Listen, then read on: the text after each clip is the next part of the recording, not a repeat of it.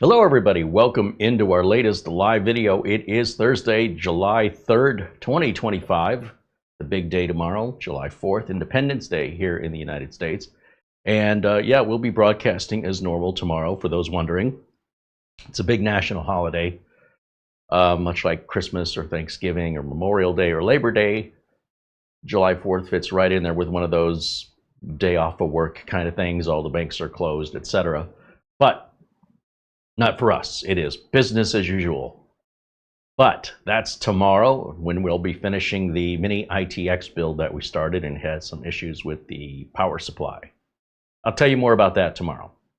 Today I want to follow up on our Nimo laptop that, well, quite frankly, has left me a little disappointed. I really didn't, I really thought we found something special here. And while it is still special, it's not as special as I was hoping.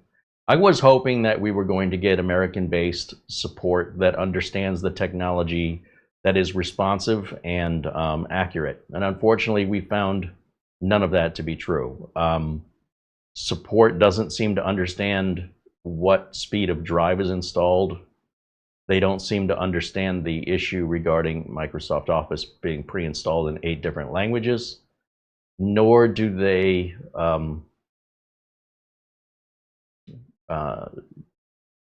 agree with us, let's just say. They're going to keep doing what they're doing. So that means the support is going to fall on you guys, in the sense that if you order this laptop bare bones, or any of Nimo's laptops bare bones, all the hardware is fine. We're having an issue with the comprehension of installing a clean OS.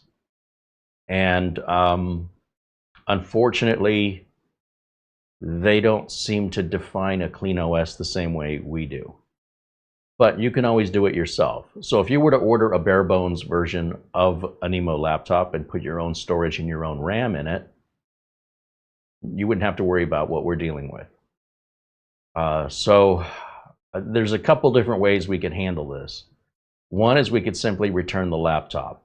That's a 90-day return policy from Nimo directly, and of course, if we buy it from Amazon, a 30-day. 2, we can just simply fix the problem ourselves, which is what I'm going to show you how to do today.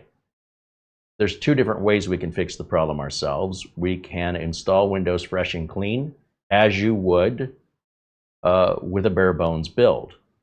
But Nimo will also tell you they've already got the images available that you can download and apply, but if those images are not done correctly, if they contain bloatware, or if, for example, the missing piece for AMD Adrenaline software is not there, then you're right back to square one, having to do it yourself anyway. So right now, for today, I have no interest in, I have no faith that Nimo has set up the configuration clean. And I'm going to say clean, meaning pristine, unaltered, no differently than if you download the image yourself and install it. They should not be installing it differently than you at home. What they're doing is pretty much the same as everybody else in this manner. I was really hoping they would rise above and be better than their competitors. And unfortunately, they're just going to do what their competitors are doing. And that just makes it, you know, it's fine. I just thought it was going to be more special. And I thought they'd say, oh my gosh, you know, you're right. We really shouldn't be putting 8 different languages of Office and clogging up brand new machines. Microsoft lets you download Office right through the website if you wanted it. So, in fact, some versions of Windows will come with, you'll see little shortcuts to Word, Excel, PowerPoint, and then when you go to use them, then it takes you to the proper language site to download and install it. So I feel like this idea of pre-installing Office 365 is a bit outdated, but again, you know, other manufacturers do it. Everything about Nimo sounded so great, and our experience up until this point has been wonderful. We can't complain that we got a response in time. I mean, they did do that, but the response they gave us was just wrong. We're going to disagree. And in some cases, flat out, they're just wrong. One of the concerns I had was the NVMe drive installed in here. It says advertised as a Kingston Generation 4 NVMe drive. Generation 4 drives can run up to twice the speed of Generation 3. Generation 5 drives can run up to twice the speed of Generation 4. So the question you ask is, what is the maximum speed of a Generation 3 NVMe drive? The maximum speed is 3,600 megabytes per second. And what is the maximum speed of a Generation 4? Well, you double that. So it's about 72, 7,300, 7,400, right in there. What would be the maximum speed of a Generation 5? You double it again, you're around 14,500 to 15,000, somewhere in that range. We're getting Generation 3 speeds out of this Kingston Generation 4 drive. Now, we've had issues with slow Kingston drives before, and then we found out there was a bad batch of drives, so I just figured this is more of that. But it isn't, because keen watcher Katrina here, a member of our channel, pointed out that Amazon shows this product, the Kingston, not the laptop, the internal drive. Get a load of this. Are you sitting down? This is very disappointing, and it's a reason why you'll never see me buy a Kingston product. Look at this. The Kingston NV2, the 1 terabyte drive, is a Gen 4 drive running at 4 channels with up to 3,500 megabytes of speed. That would be a Generation 4 drive running at 2 channels. That's half speed. Half speed is Gen 3 speed. I want you to think about what Kingston's doing right here. Kingston is putting a Generation 4 controller on this drive, but leaving Generation 3 NAND on it. So yes, it's not a lie. It does detect Gen 4. It does identify as Gen 4. But then every other component on it is Gen 3. So I understand if they say, hey, we're only going to use 2 of your lanes. That way you free up 2 lanes for your graphics card in a shared channel situation. But that's not what they're doing here. So this, in my opinion, is a very bad choice for Nimo to have selected, because it's not that much cheaper. In fact, it's actually more expensive. If you look at the NV3, that's a Gen 4 drive here that's $7 less. That does nearly twice the speed. This is what I was expecting to be in this unit as a Gen 4. This is Gen 3 all day long with regards to performance. What's happening inside doesn't make any difference. This could say Generation 18 million. If it's still running at Gen 3, this is complete nonsense. It means nothing. So I'm sure that they are buying, and Nimo is buying these in bulk for a far less price than what we get it for as consumers. However, look, this is the overall pick. And if we click on it to see, what sort of reviews it's getting, people like it. So most people have no idea. As I mentioned, when people run drives at 500 megabytes or at 3,000 or 7,000, they usually can't tell outside of benchmarks. And there's your proof. Your average consumer plugs it in, they go, it's fast, and that's about the end of that. But if you look at the reviews, there are some photos. If I scroll down here, there are some test photos of speeds. 3,500, 3,600. Let's keep going this way. 2,600. See, sometimes people are plugging this into even slower slots. This one down here shows, again, these 3,500 speeds. And people are saying, hey, this is great performance. But it isn't. It's great performance for Generation 3.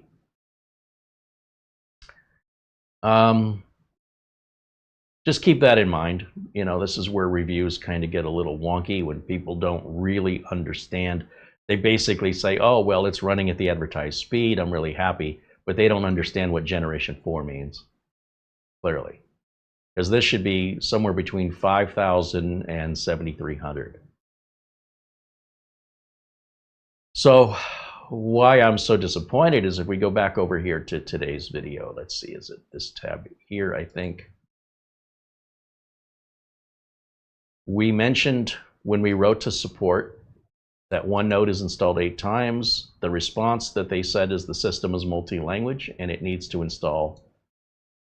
have those. No, it doesn't.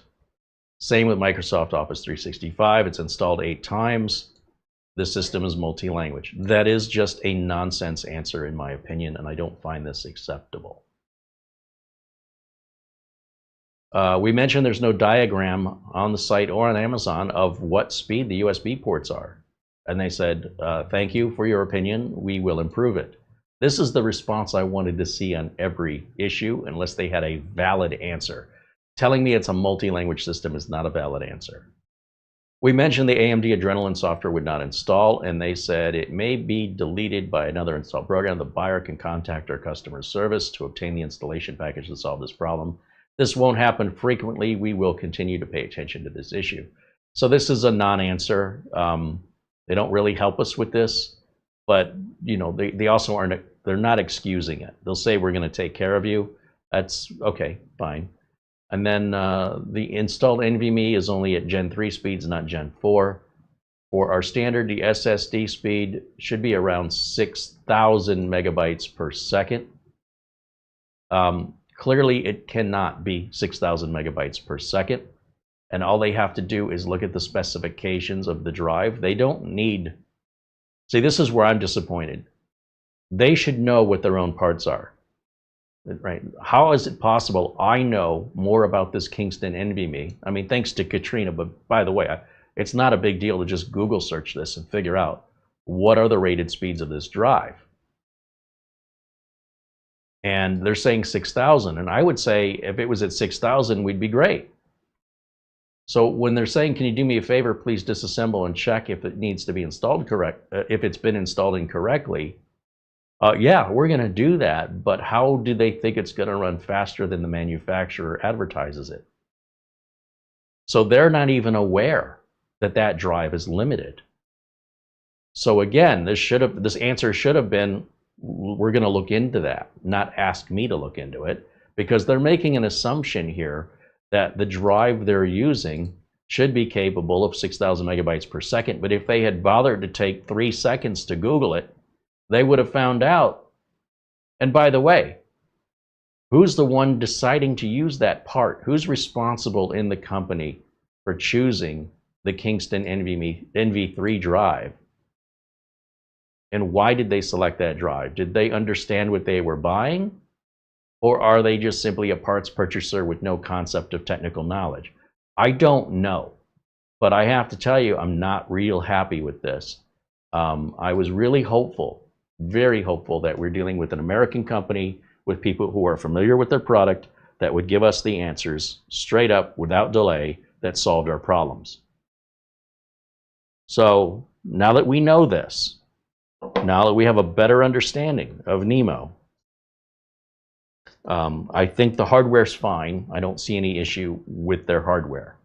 I don't see any issue with how they're advertising it, and their prices are fantastic. The build quality is good. I think that for our audience here,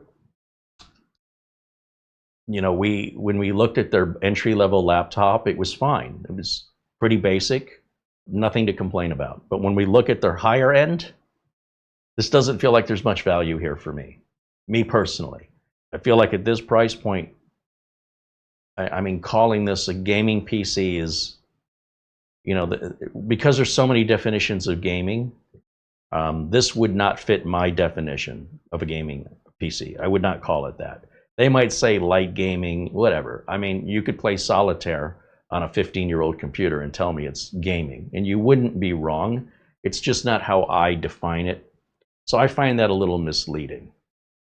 Sure, if you want to play games that are 10 years old, like, you know, CSGO or League of Legends, you know, old games, okay. It's not a real high bar.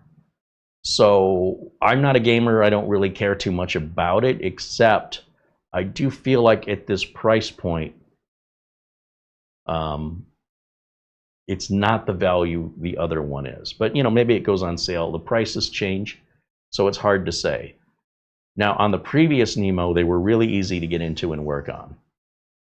And I thought, let's start today's video off by just simply opening this up, take a look at the inside, and then let me do a reinstall of Windows 11 the way I do it. And we need to check this if this is Windows 11 Home or Pro. I can't remember, because we need to make sure we install the same version in order for the activated license key to automatically apply. If this has Home on it and I put Pro on it, I'll have to buy a license key. That's true of all computers, by the way.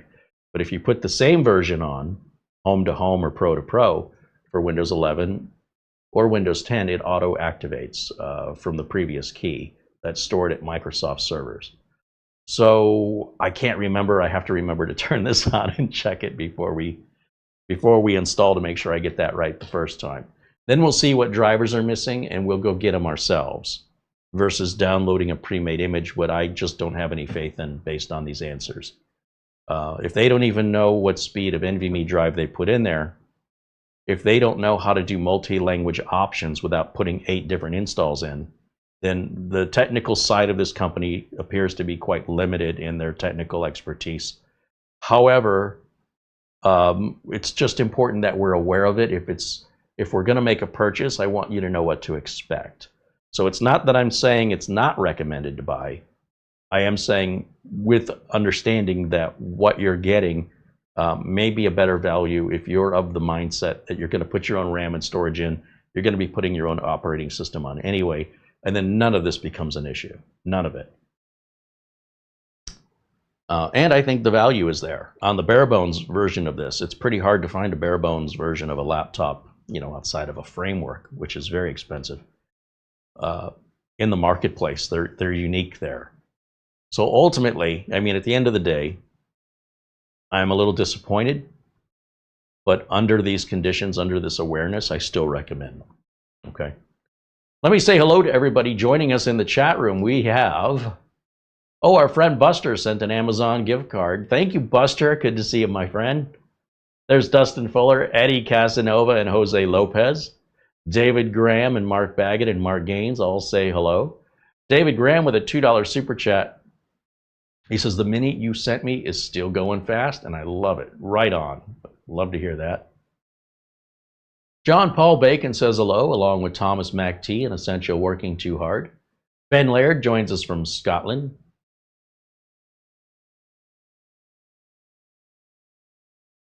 I'm also seeing Mortant joining us here in the chat room. And Peter Laycock, our friend Buster, says hello to everybody. The temperature in Bonnie, Scotland, in Edinburgh, right now it's 56 degrees Fahrenheit or 13.3 degrees Celsius. What I wouldn't give to be there. We're going to get there one of these days. I know we will. Luke Greenia joins us and says hello. There's Barry Klein joining us in the chat room. LRCX renews membership. That's Larry. He says, hello, Carey, Mara, and chat. Working well listening. Right on. Thanks for hanging out with us, Larry. Thanks for renewing your membership. He's now a member for 25 months. Right on. Andy W6AD joins us and says hello. Welcome in to Andy. Richard DeFry is also joining us. They're from Ireland. Frank Jimmy says hello. Welcome in, Frank. Of course, Mara is hanging out in our chat room, our channel administrator, saying hello to everybody. Ron Barnish says hello, and Thomas Yeager joining us. Thomas Yeager says, by the way, the recommended Silverstone Technology TS16 10 gig super speed NVMe SATA tool-free docking station is working. Awesome. Yeah, that's my go-to. Whenever I'm trying to recover or clone an NVMe or SATA M.2 drive, you'll see me pull that TS16 out quite frequently. I haven't done it much here at Studio C, but I've used it multiple times at Studio B, and I just use it as needed, so you can't predict. Comes and goes in waves, I'll be using it like every day for a week, and then I won't touch it for a few months. But that doesn't mean I don't like it. It's just a very special tool. And if it's a need you have, man, there's just nothing on the market like it. Dan Nilsson says hello, and I also see Bill Stott and Charlie Purdy joining us. Welcome in, guys. Good to see everyone. Glad you're all here for us today because this should be an interesting show. I have no idea how this is going to turn out, but I also know a computer is a computer is a computer. We know we're Windows 11 compatible. We know from what I've heard, there are issues with the touchpad not working initially. It's missing some drivers, at least on the previous model. I am prepared to plug in an external mouse temporarily. That's a very easy way around that problem. What if you don't have an external mouse? I mean, mice are $4 on Amazon. I mean, just get a wired mouse, just to stick it in a drawer somewhere. I have a lot of spare components that I don't very often need. I have spare keyboards, wired and wireless, spare mice, wired and wireless. I don't get rid of the old ones unless they're broken. I just put them in a drawer. You never know. A wired mouse is one. People give them away. You can go to Goodwill and pick up a wired mouse for about 75 cents. They're not a big deal. And it's always a good thing to have around if you're somebody that tinkers with computers and you're going to be opening up computers and working on computers. You never quite know when, for one reason or another, especially on a laptop where a trackpad or a touchpad doesn't work until a driver's installed, or you've taken it apart and the little ribbon connector came loose and now you're trying to shut it down properly and you can't, so you can plug your little mouse in, shut it down safely, and get back in there. So many times I fall back on these spare keyboards and mice. You know, even just a little battery operated combo that you see me using, the little black one with the matching mouse with one dongle.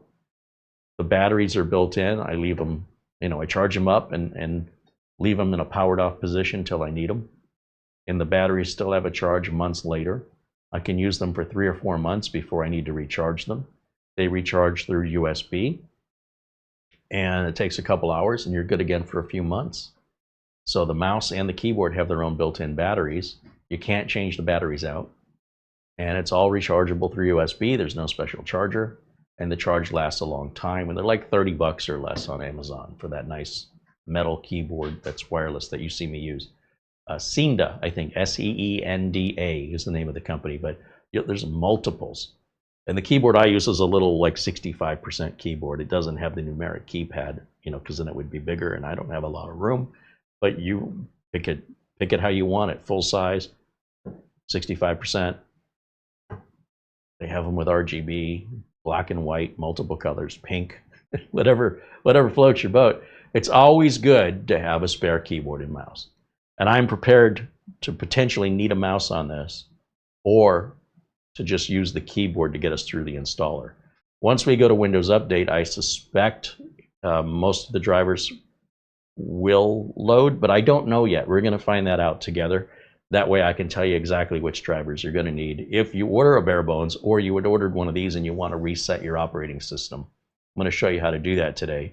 And I'm doing it unscripted and unprepared, mainly because I was hoping that I would get information from Nimo to walk us through the setup and repair, but unfortunately, they're asking us for information. Can you check and see if your drive's installed? I mean, I'd understand that if the drive wasn't working as advertised, but they seem to not understand what they've put in their own computers, and that's disappointing. Now, I don't know, actually, I'm opening this up like I'm going to need it, but I did fully charge this up. I think I want to start by simply opening the laptop up and taking a look at how difficult is it to open, and what can we do inside of it. I didn't want to do that until I heard back from support, because I was hopeful support would actually be helpful. Okay, I'm a little naive sometimes. I was hoping. Is that such a bad thing? Let me just grab some tools here and my glasses. And these, if they're like the last Nimo, they're just regular Phillips screwdriver. Yeah, they're Phillips. And let's see, let's go to camera 2. Will this work? Oh yeah, that's going to work great. Let's move that aside. I'm going to start with the biggest jeweler screwdriver I've got here. just to see if we get more leverage on that. Now, it won't even go in. The head of the screw is too wide. I always try and start with the biggest driver first because that's going to give us the best seat into the screw and the most leverage. Using a smaller screwdriver is going to make that screw harder to turn, and it's going to mean this is going to be a lot easier to slip out of the threads on top of the screw. And when you strip out the top of the screw, that's called camming. We don't want to cam the screw. And so what I'm going to do is just take each screw out across the back. It doesn't matter what order you go in, but the reason I'm starting at the back is you'll notice these screws are different heights. And I'm putting them in order at what level they are on the laptop. So this is going to be the layer that's furthest from me, and we're going to go straight row across from my right to my left. And then when we go down to the next screw, then we'll go to another layer here and go across. And we'll do that until we get all the way down. So the screws don't have to be spaced out. I just need to know which row do they go in what order. That's all I care about.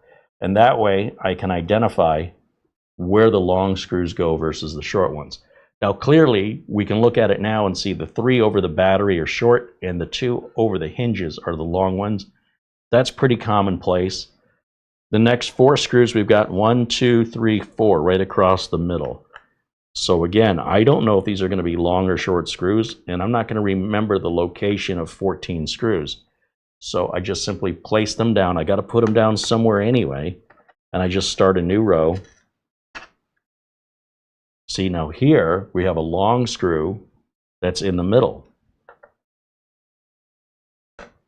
which is the exact opposite of the long screws that were at the edges.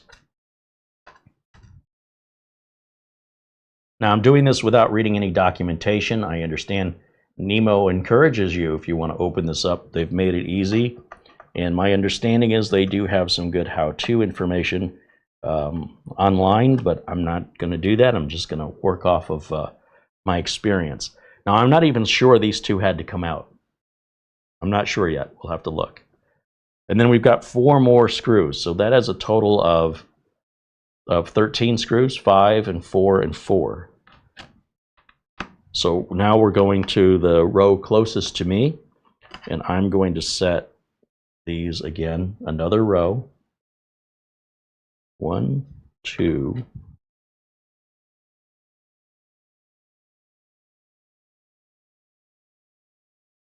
We do have some blue Loctite on those too, which is pretty interesting.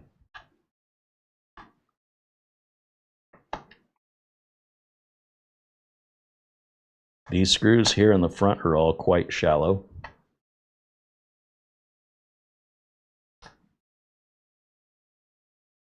Three. And this should be our last one right here.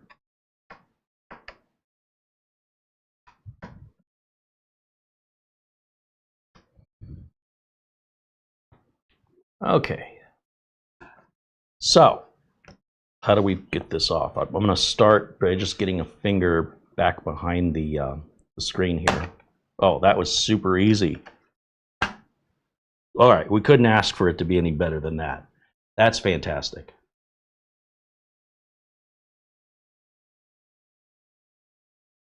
Now, one thing that strikes me immediately, if this is supposed to be a gaming laptop, why are we not in dual channel mode for memory? That is disappointing, because by having one memory module in an entry-level laptop, they're only single channel. So there's nothing you can do. But at this price point, dual channel is available, but it's not being utilized, which means this laptop is running underperformed simply because the manufacturer has decided to put a single DDR5 32 gig instead of giving you two 16 gig modules. Let me bring this up to the camera and I'll show you.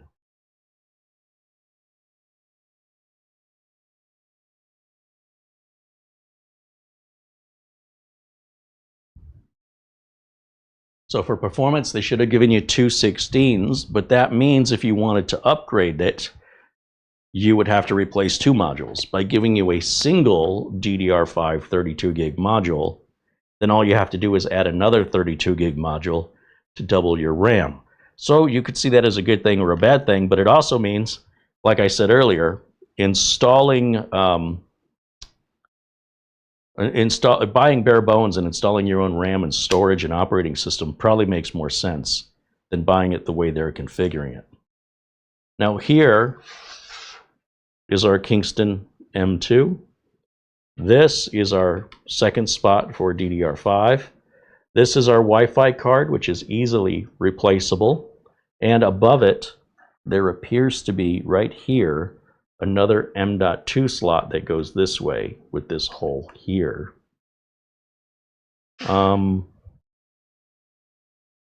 Yeah, and there is a screw here, right here. So if you wanted to add a second M.2 drive, that's all you have to do, plug it in here. If you don't like the MediaTek card and you'd rather have an Intel Wi-Fi card or Realtek, there's just one screw and the two antenna wires. That's really easy to change. These are your speakers here in, I'll lift this up, speaker, battery. Battery looks very easily changeable. Of course, you've got your coolers. We've got our daughter board here that contains our memory card reader and our USB ports, and our power input and Kensington lock is underneath this big metal clip. Over here we have another, no, that's not a daughter board. This area right here, just this little section, that's the whole computer. That's the heart of it. That's pretty incredible. So we got a lot of free space. This space is not used, this space is not used, this space is not used, in order to accommodate that size of screen. And it looks like they've extended the laptop a bit this way as well. So you see where the end of the battery is, and you see how there's an extension here. And again, that's to accommodate the length of screen. Whenever you have a larger size screen, you're going to have to match that with the bottom, or you're going to have one hell of an overbite.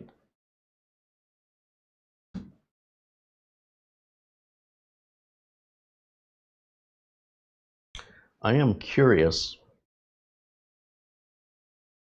what these two screws went to here in the middle that we took out, these two.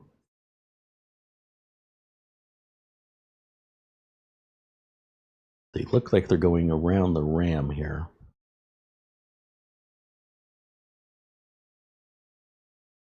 There's like a support bracket.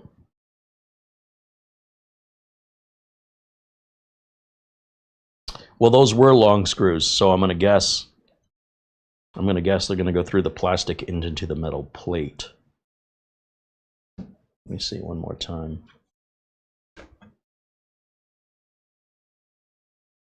Yeah, there's one right there. That looks like, okay, yeah, it's going right here. Did that shift, or is it just... I see, I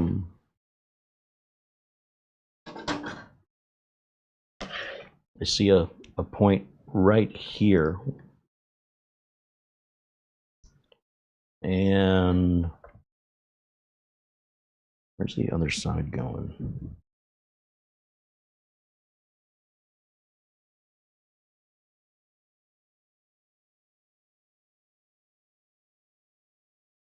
That's interesting. Let me just, this is bugging me because it's not obvious where this is going. We have a screw point right there. Boy, that is right by the RAM. That's what I'm trying to figure out. Where is that going? You guys might be able to see it better than me.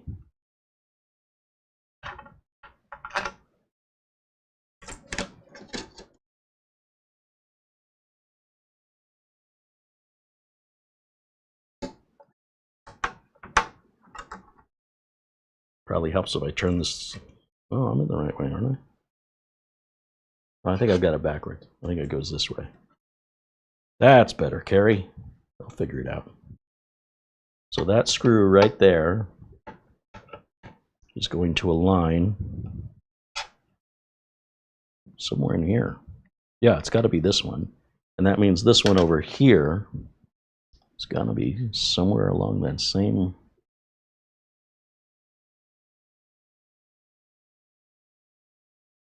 Where's this one going?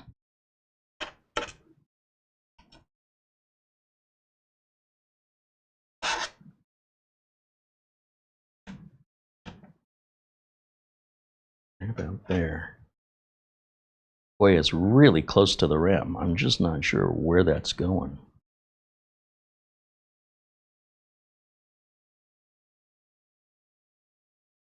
If I had to guess, it looks like it's going to the top of the battery, right? Okay, that's what it's doing.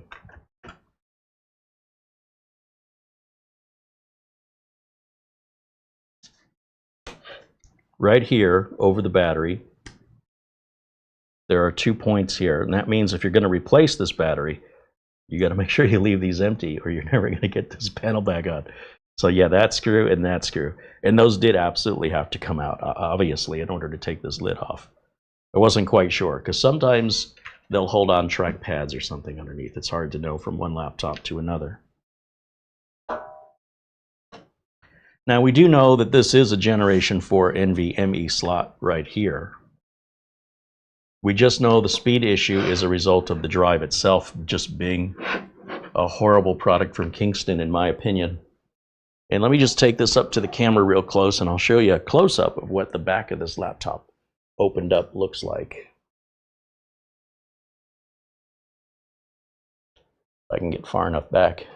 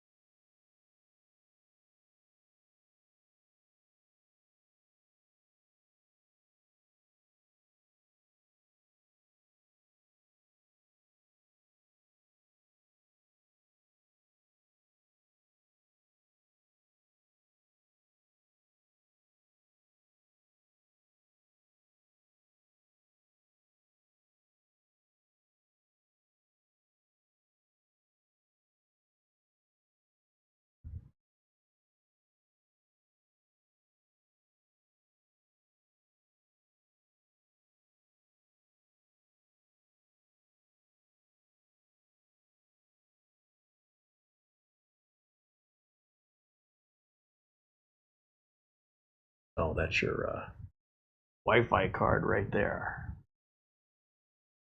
MediaTek card. So it's very easy to work on everything.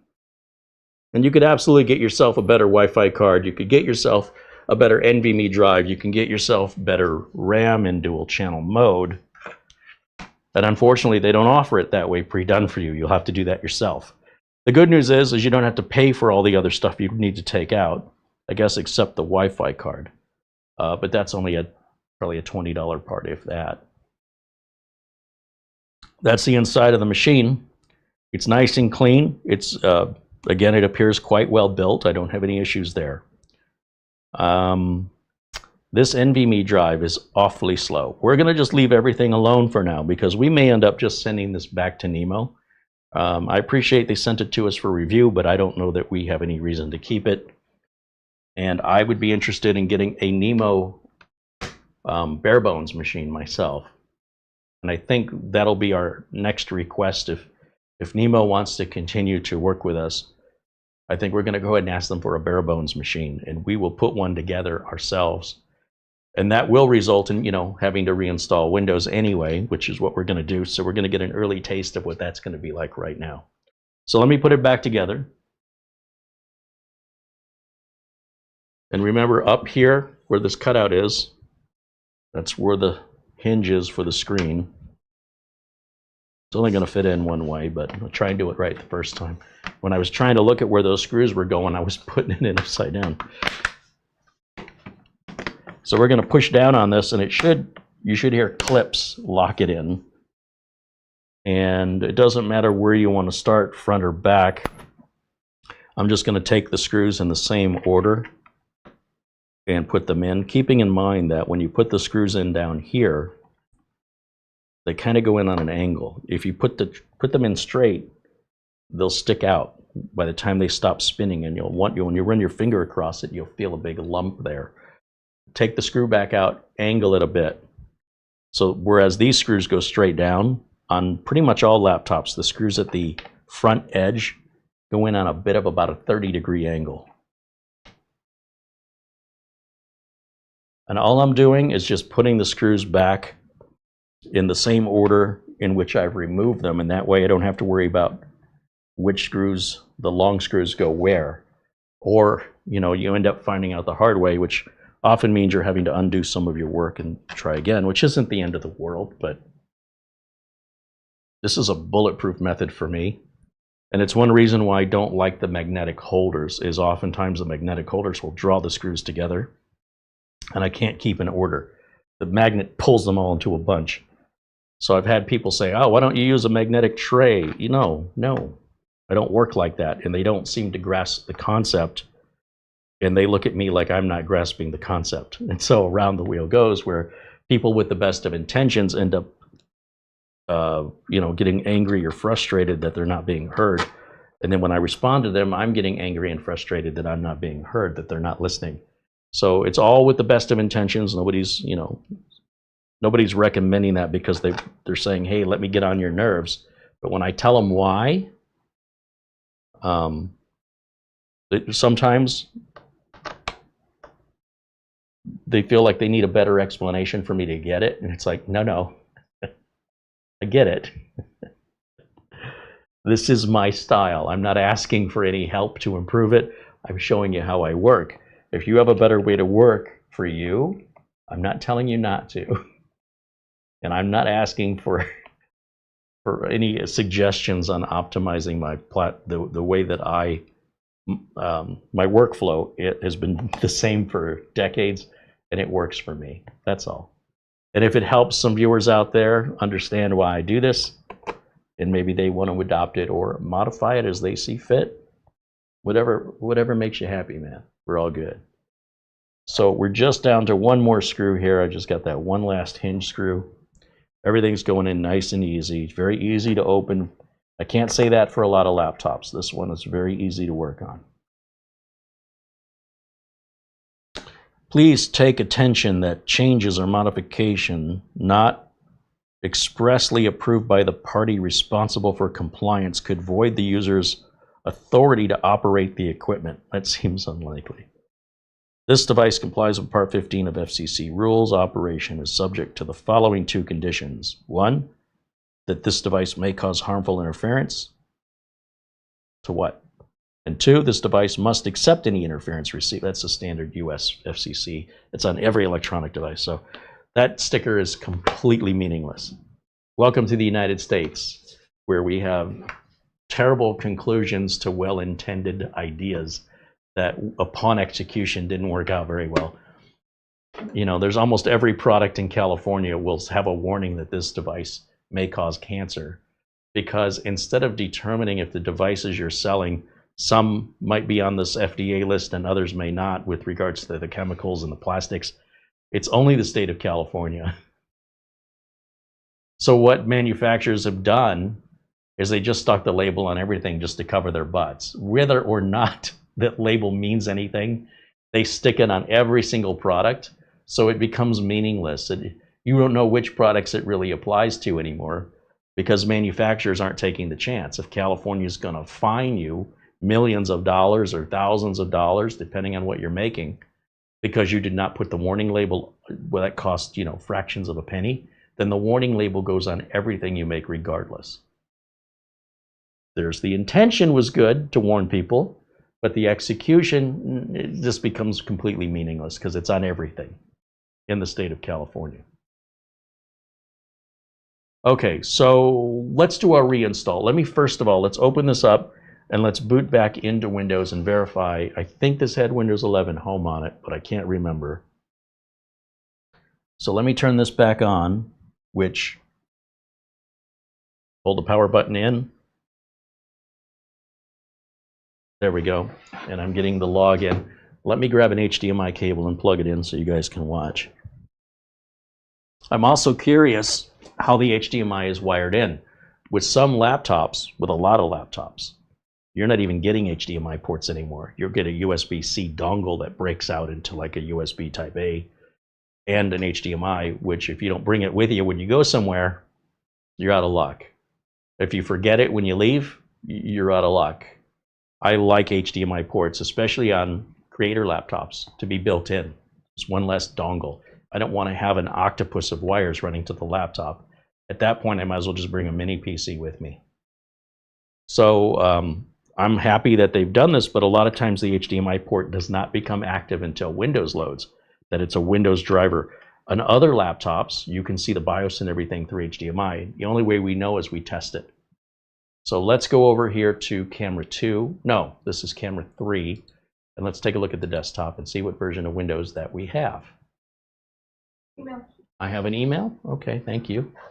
Now, as you recall from yesterday's show, we had this warning message that we can't get rid of ever since we updated the AMD Adrenaline software. And that's why we're going to do our reinstall today. And all I want to know is this Windows 11 Home or Windows 11 Pro? So we'll just go to System by right-clicking on the Start menu. And it tells us right down here, we are on Windows 11 Home 24H2. Okay, that's all I needed to know. And so we're going to come back over to camera 1, just like this. I've got my Windows 11 flash drive. Now, I've shown you guys how to make these. I'll try and remind Mara to put a link in the video notes below today's video to the video that shows how to make this. I've only shown how to do this, I don't know, half dozen times. But I realize not everybody watches all of my content, and I realize for many viewers, at least half of the viewers watching this video, they never even saw any video from me before. They never even watched part 1. I use a program that's free. It's very tiny. It's called Rufus. And with Rufus, I make a Windows 11 install media that's authentically from Microsoft that bypasses the whole account login requirement without having to type anything or do anything. Which again, if you look at YouTube and all the chicken littles screaming the sky is falling because an acorn fell on their head, it's 2 seconds of knowledge to just not even worry about it. It's just like, I think they're just looking for attention, or they're just profoundly undereducated with regards to Windows installers. But don't let that stop them from giving you advice. As a working professional technician, the amount of problems I have to fix caused by other supposed technicians is, I shouldn't complain because, you know, I can make a lot of money. On the other hand, it's not money I should have to make. If the technician was a real technician and knew how to do their job, I wouldn't have to come in and fix it. There's nothing wrong with a tech not knowing everything, but they should have a team of other techs that they rely on for help. If I get frustrated with a problem, I know plenty of other real technicians like Doug Betts and Scott Merrill, the Ask Your Computer guy.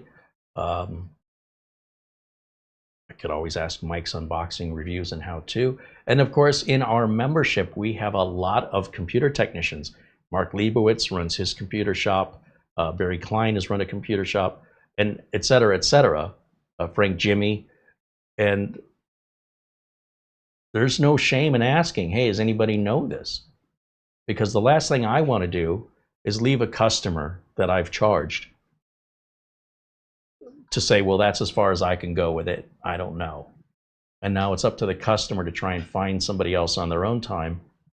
And hopefully they're not just going around in circles, having people that are self-proclaimed techs charging, and then doing nothing. To me, if a tech is not able to complete the job, the tech should not get paid until the job is complete, period. If you're not willing to accept that, then don't be a tech. Stay at home and work on your own stuff. It's really offensive to me, and I feel terrible for clients that they have to call me to fix somebody else's mess. So, you know, and ultimately, a lot of times it's something really simple, and it's hard to believe. Just like the whole bypass NRO, just use Rufus, be done with it. You'll never deal with it again. It doesn't take any longer to make it. It's still authentic. It's still a real Microsoft installer. I don't get people. I really don't. They'll continue to flood YouTube and Reddit and other forums with information that isn't It's not that it's wrong, it's inexperience. They think they have experience, but compared to who? Compared to grandma or compared to somebody who works in the industry? You know, no matter how tall you are, you're going to meet somebody taller. No matter how smart you are, you'll meet somebody smarter. No matter how dumb you are, you'll meet somebody dumber. No matter how short I am, I'll meet somebody shorter. Mara. All I'm saying is, compared to who? What gives you the confidence to tell other people you're a computer technician? Compared to who? And I think that's an important question if you are looking for technical help, or a mechanic or a doctor. Compared to who? And from there, of course, you make your judgment and you get your experience.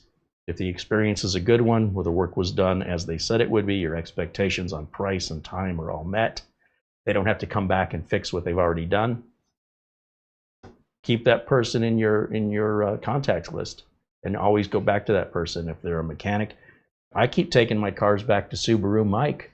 I don't trust any other mechanic. Well, Larry, who works with Mike, is also very, very good. There's another gentleman named Sergey, and they're all friends, by the way. All of these capable people are all friends. I wonder why. How come none of their friends are incapable mechanics? And who are the friends of the incapable mechanics? More incapable mechanics. Birds of a feather, they flock together. It's something to watch for if you're blindly looking for a plumber or an electrician. You know, you're looking for a mechanic or a doctor, et cetera, et cetera, et cetera. And of course, these days, if it's a professional company, they should have reviews that you can look on Google or Yelp or both and see what the consensus is from people. Are they saying this place is amazing? This person does a great job? Or are they saying, you know, maybe it's 50-50. Some people are like, this has been terrible, didn't meet my expectations. So a little bit of research only takes a couple minutes, and it can really improve the odds of having a successful experience and building a relationship.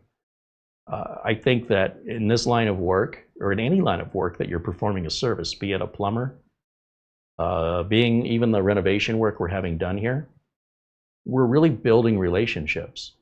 If we're happy with the work that's being done, then we're happy with that person.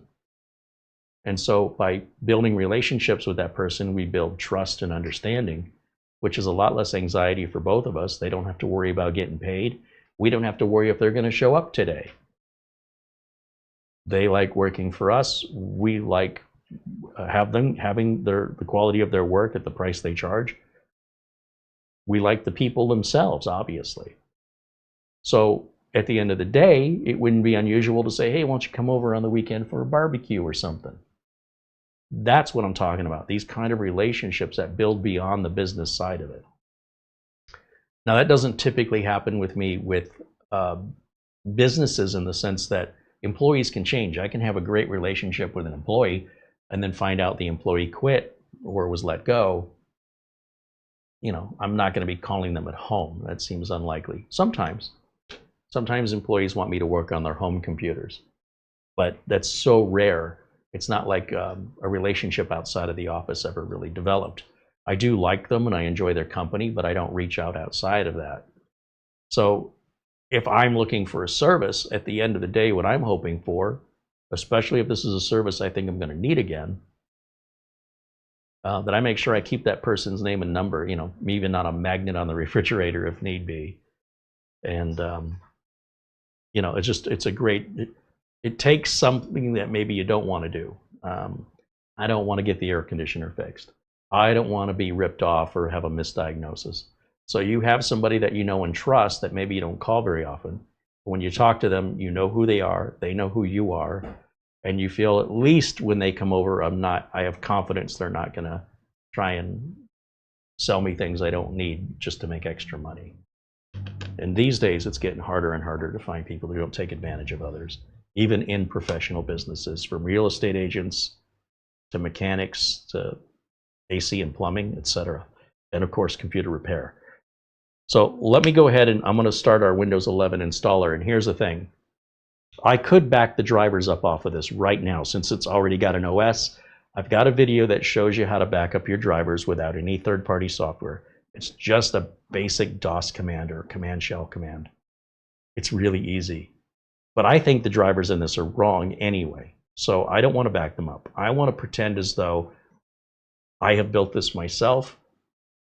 Like any other system you see me build, I very rarely will ever go to a predefined installer because I don't trust anybody else's work. I'm the one who's going to get the support call if there's a problem. So I just roll the dice and trust the work was done right? No, not unless we have a previously built relationship that I can, rely on. Without that, I'll do it myself, thank you very much. And if I end up getting a bunch of these I have to do, I'll just image one of them with Acronis and restore that image back to the other 9. Really not a big deal. And it'll save me the anxiety and the concern that I'm going to get some random phone call because some setting isn't right and they can't browse the network because it did not default to the settings that I prefer. That's just a random example. And the sky's the limit with that. So here's my Windows 11 boot driver. I'm going to plug that into any USB port here. And I'm going to shut this computer off. I'll just hold the power button down, I guess. Hold the power button. It says slide to shut down your PC. Let me see if that's showing up on the screen here. Okay, so we'll grab the trackpad and we'll slide it. Did I slide it the wrong way? Was I supposed to slide it down? Let me hold the power button again. I was thinking of logging in, not logging out. Well, let's try that way. That's better. All right, now I'm going to hit the power button and fire it back up. And I don't remember was it getting into the BIOS was delete? I don't remember. And I don't know that the screen is going to share properly here without Windows loaded, but let's find out. It hasn't turned on yet. There we go. Now it's turning on. And I'm not getting the screen captured yet. And I've missed my opportunity, unfortunately. It's booting right now. So I'm going to try that one more time. In fact, I could even tell Windows to boot into the BIOS, but I'm going to figure out what the BIOS key is first. And let me check email.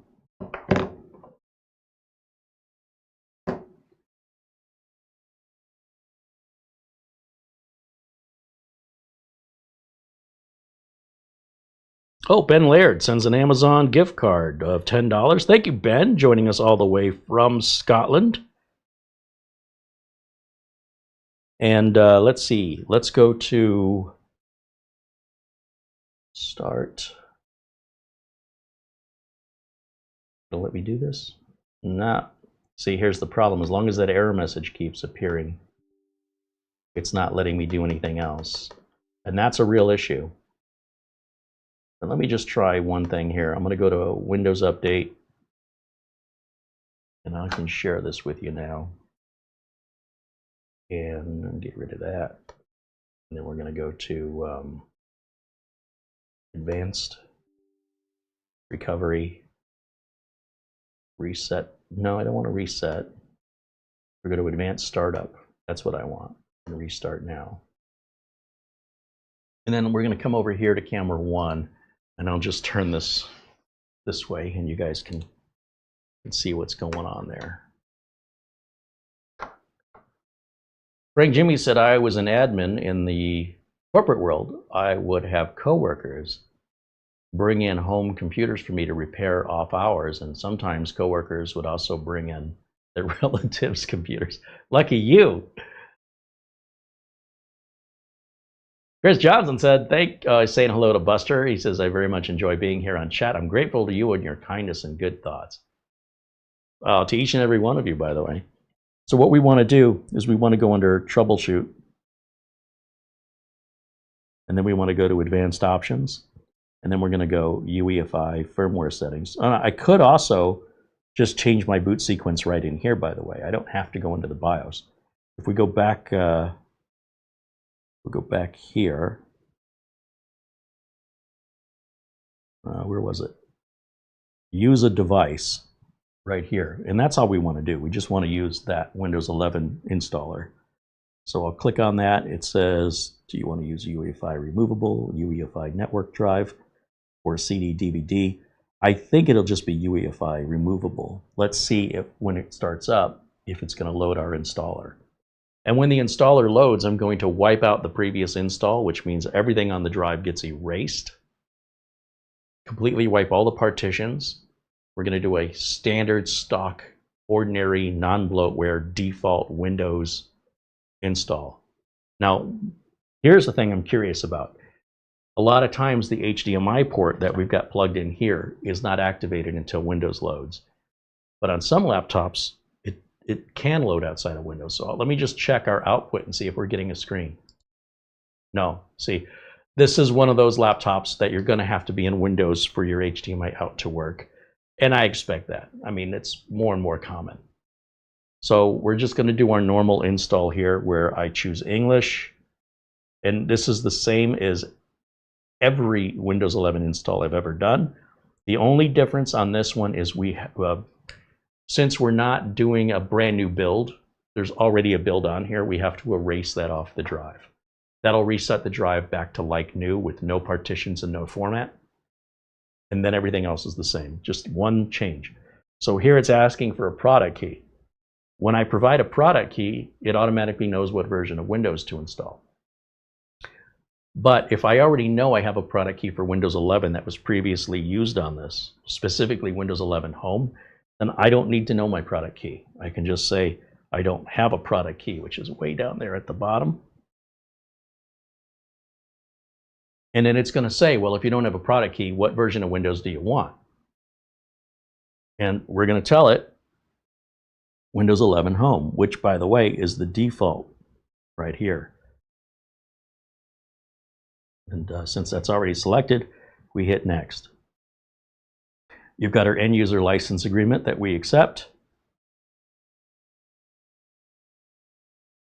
And now it's going to look for where Windows can install. It's going to find that 1 terabyte Kingston drive. Right here it says disk 0. So again, all of this is the same as a regular build, custom build that I do. I don't answer this any differently. But all of these disk zeros that say partition, I need to delete those one at a time. And it doesn't matter what order. We just select one of them and choose delete partition and give it a second. Thinks about it. And we're going to do that to the next one. Delete the partition. Make sure you're staying on disk 0. When we're all done here, there should only be one disk 0 in the list. Every time we see disk 0 over and over and over, that is different partitions. So we're going to delete that partition. And once the partition's deleted, it becomes unallocated space, and that unallocated space is added until we're at the total capacity. This is looks like 2 terabyte drive, not a 1 terabyte. I think. Let's see. So we have another. See this here. This right here says unallocated space, and this says unallocated space. Well, I thought you said it would combine them, Carey. Well, not if there's a partition between them. So when we get rid of that partition between them, then all three of these become one. So right there, unallocated space. Yeah, 931 gigs, that's 1 terabyte. Disk 1, that is our flash drive installer. So leave disk 1 alone. And now this looks like a brand new NVMe drive with no partitions, no format. This is how it would arrive out of the box. Not the laptop, but the drive. If you were to order that drive on Amazon, this is the condition it would be in. Because they don't know if you're going to put this in a PS2 or an Xbox or a Mac, a Linux box or a Windows box. All they know is you need a storage drive. It's up to you and how you're going to use it to configure it for the platform you're using it on. So it's just one large unallocated drive with no data. We have wiped all the drive data off of it. Next. Give it a second, and it's going to summarize. Okay, this is everything we're about to do.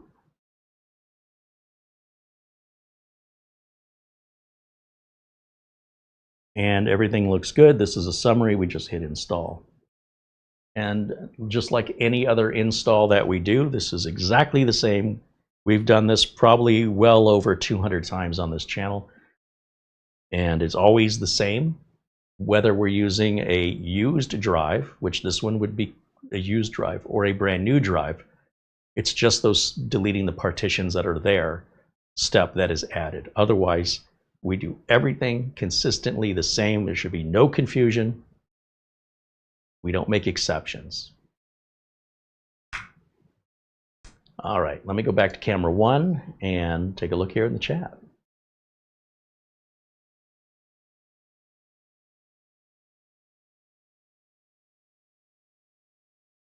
John Paul Bacon says the dumbest question is the question not asked. I would argue it's a question that keeps being asked over and over again from the same person.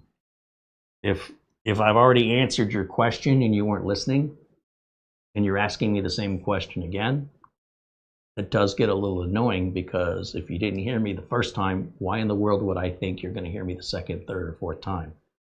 That is frustrating from a teaching standpoint, that people aren't paying attention or they're not really listening. But also the fear of asking the question is also a concern, because you can't help somebody if you don't know what they need help with. And there's no shame in asking. None of us were born knowing any of this stuff. We have to share it with one another. If you share it to somebody who's not asking, then you're being condescending. And if you don't want to repeat answering the same question, then you're arrogant. So teaching and helping others often comes with a big downside, including what we mentioned earlier with intent. People's intend to help, but then turn around making things worse. The expression, no good deed goes unpunished. So at least when I'm getting paid for it, that whole dichotomy changes, and it becomes, thank you, and here's some money. Or, I've given you some money and it's still not working. Get over here and fix it. Either way, I'm good with that scenario because I'm responsible. But when you're helping somebody for free and they get angry at you, oof, sorry I helped, you know?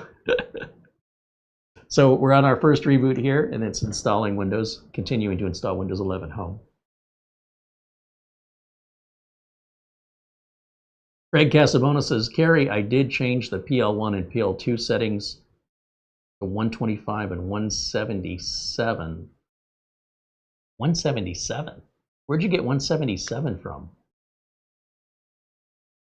That's a weird thing. An Intel Core 265KF. Now, I realize that's an off-topic question, but I'm pretty sure you've got the wrong settings. Let me just verify. Intel 265 KF PL1 PL2, and Google says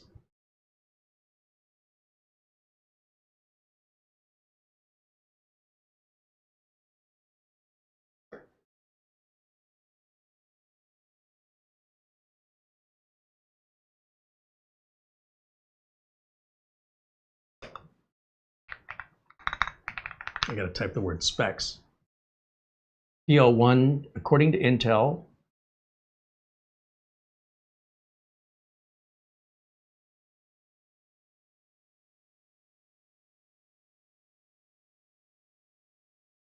here's Intel's website. I'll just share this with you here. Just a simple Google search is all it takes, and get it directly from Intel, nobody else. Click on window capture here. What is our PL1 and PL2? So your base power is PL1, that's 125, and your maximum turbo power is 250. That's PL1, that's PL2. To set up your device using a screen reader, turn on narrator by pressing Windows plus Control plus Enter. For more accessibility features, press Windows plus U, or select the accessibility icon in the bottom corner. So some people that had ordered the previous Nimo, the N151, said that their trackpad didn't work. This trackpad's working fine. Let me see if HDMI out works. Let's just see if that's gonna turn. Nope, still has no driver for it yet. But you can see, if we go to the close-up camera, the mouse is working fine. Kind of hard to tell, isn't it? That's not helping. I got to go on an angle to get the right light. So we have no problem with the trackpad by a default install of Windows 11 here. And again, we do all of this exactly the same every time. So I'm going to click yes, as you've seen me do, as I've done many times before, and as you've seen me do many times before. And I'm just doing everything the same as you should be used to. I tell it I do not have internet until we are set up with an account. So for the username, I'll just put in the word user, enter, enter. I turn off everything but location settings. You guys know this. That's going to keep my date and time always set. I don't have to worry about daylight saving or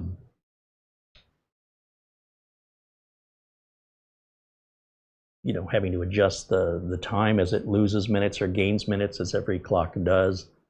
It'll just keep it tracked for me. Now, when it loads Windows here, I imagine once we get to the desktop, I'm hoping this driver will load and we can then go to our screen capture for this. So we'll give that a minute and see what happens.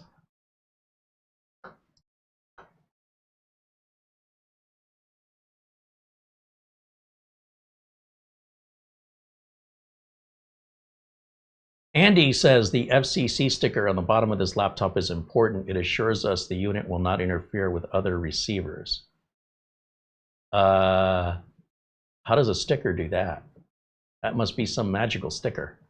Let me put one of those stickers on me if that's how that works. Sign me up. Let's see. Still setting up Windows over here. Mark Leibowitz says, welcome to YouTube. Will no good deed will go unpunished. You got that right, my friend. Jose Lopez with a $1 super chat. Thank you, Jose. All right. Darn it. Almost there. It says it's almost there. There we go. Now let's try to see if the screen will come out through HDMI. No. Okay, so let me unplug HDMI and plug it back in just on the side of the laptop to see if it's anything to do with port detection. It is not. So that means there's a missing driver. That's why I have a screen here, but not through here. I'm done with the flash drive, so that can go. And for me to get this online, because these thin laptops, they're not wide enough for an Ethernet cable.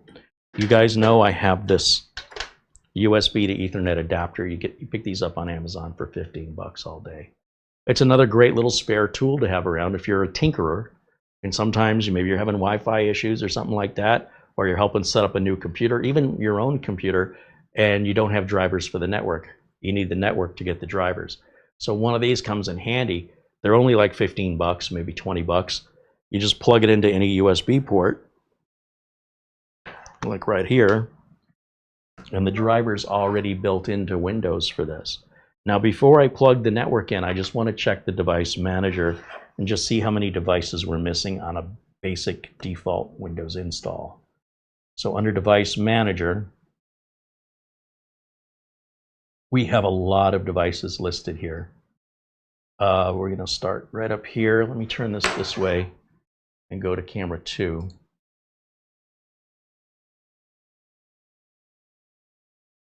We have 1, 2, 3, 4, 5, 6, 7, 8, 9 devices that are missing drivers. And we know at least one of those devices is for the video. And many of these will automatically install, I imagine, once we go to Windows Update. So now that I've realized what we've got missing here, let me grab an Ethernet cable and plug it in. Now, of course, you could choose to go on Wi-Fi at this point if you want to. But because we're doing a live video, I don't want to have to go through, selecting my SSID and password on a live video that's broadcast worldwide. And this is just a faster, easier way to get to it. And it's also a great workaround. If you're building a brand new system and you don't have network card drivers, this is an easy way to get your network card drivers. Once your network card drivers are in, then you can unplug this. Or don't. You can continue using this as long as you want. It doesn't wear out. It doesn't expire. So when you're done with it, put it back in a drawer. If you need it 6 years from now, you've got it. 15 bucks. I mean, I can't even eat at Arby's for 15 bucks. So to me, it's a no-brainer. That and an extra mouse and keyboard, simple things, you know, extra cables. If you're regularly doing this kind of work, that kind of stuff can shut you down until you get that tool, and until you get it, you can't do anything else. So it's not like you got to buy something expensive. So now that we are plugged into the network, let's go over to Windows Updates.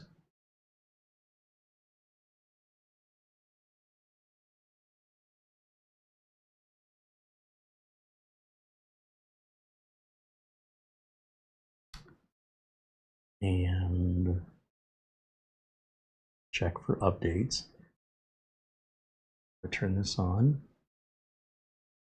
And under Advanced Options, I'm going to turn this one on here, this one on here, this one on here. And here it says optional updates, 2 available already right out of the gate. And they are driver updates. And this one is a Realtek network card update. And this is an AMD system driver update. So we'll grab those 2, and we're going to take everything from Microsoft automatically, reboot. It's likely still going to leave us with some unidentified drivers, but it'll at least do some of the work for us, I think. One way or the other, we'll get the drivers. Even if we go to Nimo, they have the drivers available there as well. And I want to mention that because that's not my plan to do that, but we could. I want to basically show you that you don't need to go to the manufacturer to get drivers. Ever. Never, ever. If you want to, that's fine. You might be getting older drivers, but they're a good source. Just generally speaking, any manufacturer, when you're buying like the mini PC we bought from Soyan, that mini PC is made by a company that appears to have no website. Therefore, there's no support, there's no drivers. But that didn't slow me down. I mean, I suppose maybe it slowed me down looking for something that didn't exist. But the drivers they're using are the same drivers everybody else uses, whether it's an Intel system that uses a series of drivers or an AMD system. They basically use all the same drivers depending on the system, and then individual drivers for sound card, network card, Wi-Fi, Bluetooth. And again, those are usually very easy to source, except if it's MediaTek. And if it's MediaTek, you need to find another source for the MediaTek drivers because MediaTek does not offer them. Intel and Realtek do. MediaTek does not. MediaTek says we don't sell to consumers. Get your driver from the manufacturer who used our product. So what if your manufacturer is Soyan and they don't have a website? Well, find literally any manufacturer that's using a MediaTek. Likely, there's not just one chip made by one manufacturer. It's used amongst all the manufacturers if they sell that model of MediaTek, which they will. A quick Google search might take you to Dell, whatever. If it's got the MediaTek, that's the one you want. Download it, install it. Don't go to a third-party driver program. I wouldn't. Don't go to like Softpedia or some software distribution site like Major Geeks. I would not trust it. Not only that, I wouldn't trust that it's the latest version. I would go to a reputable manufacturer's support page. So if it was Realtek or Intel, I would get the drivers from Realtek or Intel. I hope MediaTek gets on board with their competitors and starts offering the drivers to the consumers, regardless if they sell it to them. That doesn't make a difference in my opinion. But until they do, just know that you just need to search for that make and model of network interface card on Google, and you will likely find a support page to a reputable manufacturer like HP, Lenovo, Dell, even Minis Forum, or anybody who's reputable. I think my screen just went to sleep here. Let me just change my power settings so it doesn't do that. Oh, you know why? It's because I'm on battery. That's why it's doing that. Let me just plug it in.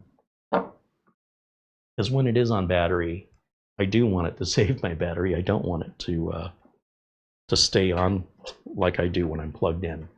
When I'm plugged in, I like it to just not do anything for 3 hours.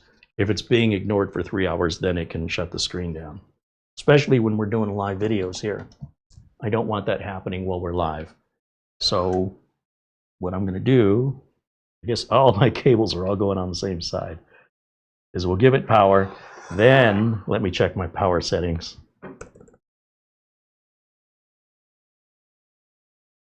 And I will type in edit space, and then automatically right up at the top it says edit power plan. That's what I want, so we'll just click on that. And then I'm going to change my display power off after 3 hours when it's plugged in. And then put the computer to sleep. I'm going to say never on this, but with a battery, sleep mode does make sense to activate that to save your battery. But when I'm plugged in, I don't see the point of it. So this is all installing right now. I know it's difficult for you to see. If a driver has installed for the HDMI cable, we'll know by simply seeing if we get a video output. We're not getting a video output here. So we're just going to wait for this to install. Oh, something just happened right here. This blank out and come back. I wonder, yeah, now HDMI 3 works. So that was our video driver right there. Now I can turn the laptop back around to face me. And let's go back to camera 1 as well, and I'll just put it in the corner and we can see both things at the same time now. Okay, so comments, questions, concerns, ask away here in the chat room. I'll do my best to provide an answer or point you in the direction of an answer. Let me just see what people are saying.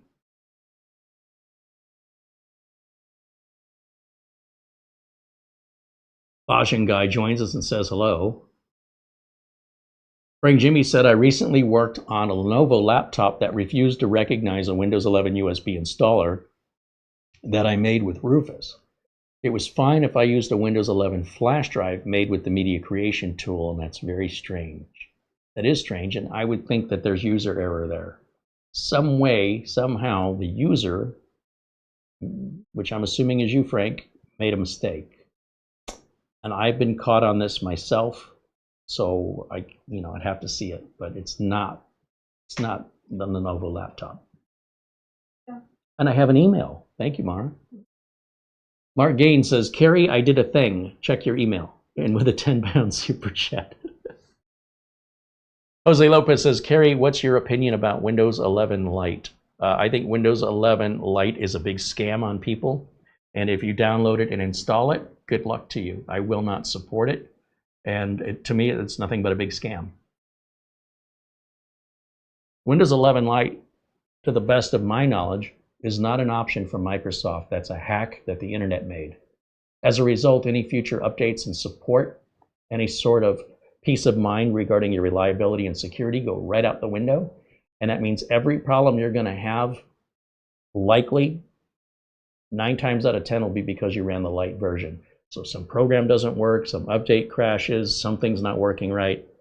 And you might initially, right out of the gate say, wow, this is great. But then when you try and use Windows, certain functions of Windows aren't there. That's why it's Lite. You've removed all those features.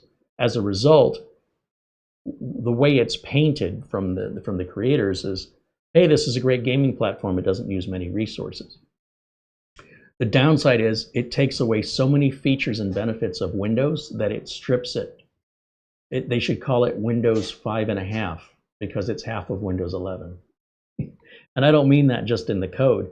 The code represents how the reliability, functionality, and performance is. It's all together. It's all harmonized together. And so by brute forcing half of the code and just chopping it with a butcher, what's that called? Butcher knife. I don't want a surgeon using a butcher knife on me. I prefer something a little bit more precise and delicate. Windows 11 Lite is a hack. If you want to use a hack, I'm not telling you not to, but I am telling you, you will have problems, and finding help for that's going to be difficult. So there you go. Set your expectations accordingly. Let me check my phone here real quick. Luke Greenia with a $25 PayPal contribution. Thank you, Luke. Mark Gaines with a $50 Amazon gift card. Says, I hope you enjoy this card, this gift card. Well, thank you, Mark, and for your super chat as well. Thank you to Luke Greeny and, of course, Ben Laird and our good friend Buster for your contributions today. We appreciate you very much. And more importantly, thanks to all the members joining us in our live chat. If you're watching this video for free, it's made available for free by all the people in our chat room who have paid for it. So if you would like to support us here, so we're not just touting gaming chairs and personal groomers, we do honest, unbiased reviews from a real working computer technician. This is not my only job. If that holds value to you, where you know there's no bias, there's nothing for me to gain. If I tell you I like something or dislike something, there's nothing for me to lose, like a company says we don't want to sponsor you anymore. Our viewers are our sponsors. And so long as we have those memberships, and you think about it, someone says, well, I can't afford $10 a month. YouTube's taken 30% of that. So we're going to get $7. And how many videos are you going to get from me in 1 month for $7? How many videos have we done in June? Do we know? I think it comes out to about 30 cents a video. It's not like I'm just making one video, you're paying $7. Even one video a week. If I just did Fridays only, that would cost you $1.50, $1.70 per video. I would say that's a little pricey, yeah. But we're doing upwards of 7 videos a week. I've taken a day off yesterday, and that's the first day off I've had in quite a while. That means the videos are coming out to somewhere around 15 cents a piece. Now, if there was a way that I could say, instead of memberships, you just pay 15 cents for each video you're interested in, I'd be making a lot more money. Like, I don't think 15 cents is too much to ask, but if we're getting 4,000 views and 70% of those people are willing to spend a dime to watch the videos they're interested in, we could remove the memberships altogether. But YouTube is not affording us that option. So unfortunately, we're doing the best we can with what YouTube has for us to continue to work in a non-traditional, uncorporate sponsored channel from a real computer technician, not just an enthusiast, that's bringing practical and pragmatic advice regarding what I would be willing to put my name behind and stake my reputation on by selling it to a customer. My customers come to me because they don't know who Asus or Gigabyte is or what those names mean. They're not household names. They're saying, you do this for a living, we trust you. What parts should we be buying? What laptop should I buy? Is this a good price? And I'm straight up with them because I'm not making any money if they buy it or they don't. The only way I make money is they keep coming back to me and I'm charging them for my time. I want to continue that here on YouTube. Unfortunately, it's a very difficult way to make ends meet because most people don't want to give you a cent. So our members are very special to me because they represent fewer than 1% of our viewers. And it's them that are paying for the other 99% to continue to watch content for free. And for me to have fun doing this, quite frankly, I enjoy this. And without their support, I wouldn't be able to. So the free viewers would have nothing to watch, for me anyway. And there's not many others on YouTube that are doing this kind of content. Most of that's all paid for. So they're not going to be completely transparent regarding their review. They wouldn't want to damage the reputation of the product of the manufacturer because that means they ruin that relationship and they're on their own. And well, before you know it, I mean, unless you just say everything from a manufacturer is always good, anything other than that is likely not acceptable from most manufacturers. And they just won't work with you anymore. Why would they pay you to talk poorly of their product? Would you do it? I wouldn't do it. If I was the manufacturer, if I'm paying you, you're going to say nice things or I'm not going to pay you. So we don't have that here. And we don't have that because of our members. So I just want all the free viewers to know we appreciate you. We would love it if you would support us and also become a part of our community. And the reward for you is you continue to encourage me to make more content more often. That money is not the barrier to getting it done. You can interact with me during a live video. And any videos that are older than 12 months old, they're shut down for public view. Only members can go into our archives and see our over 1,000 videos that we've been making here on YouTube since 2008, 2009. And yeah, I think, you know, you're end of the day, you're paying maybe 15, 20 cents a video, something like that. Depends how many videos I make during the month.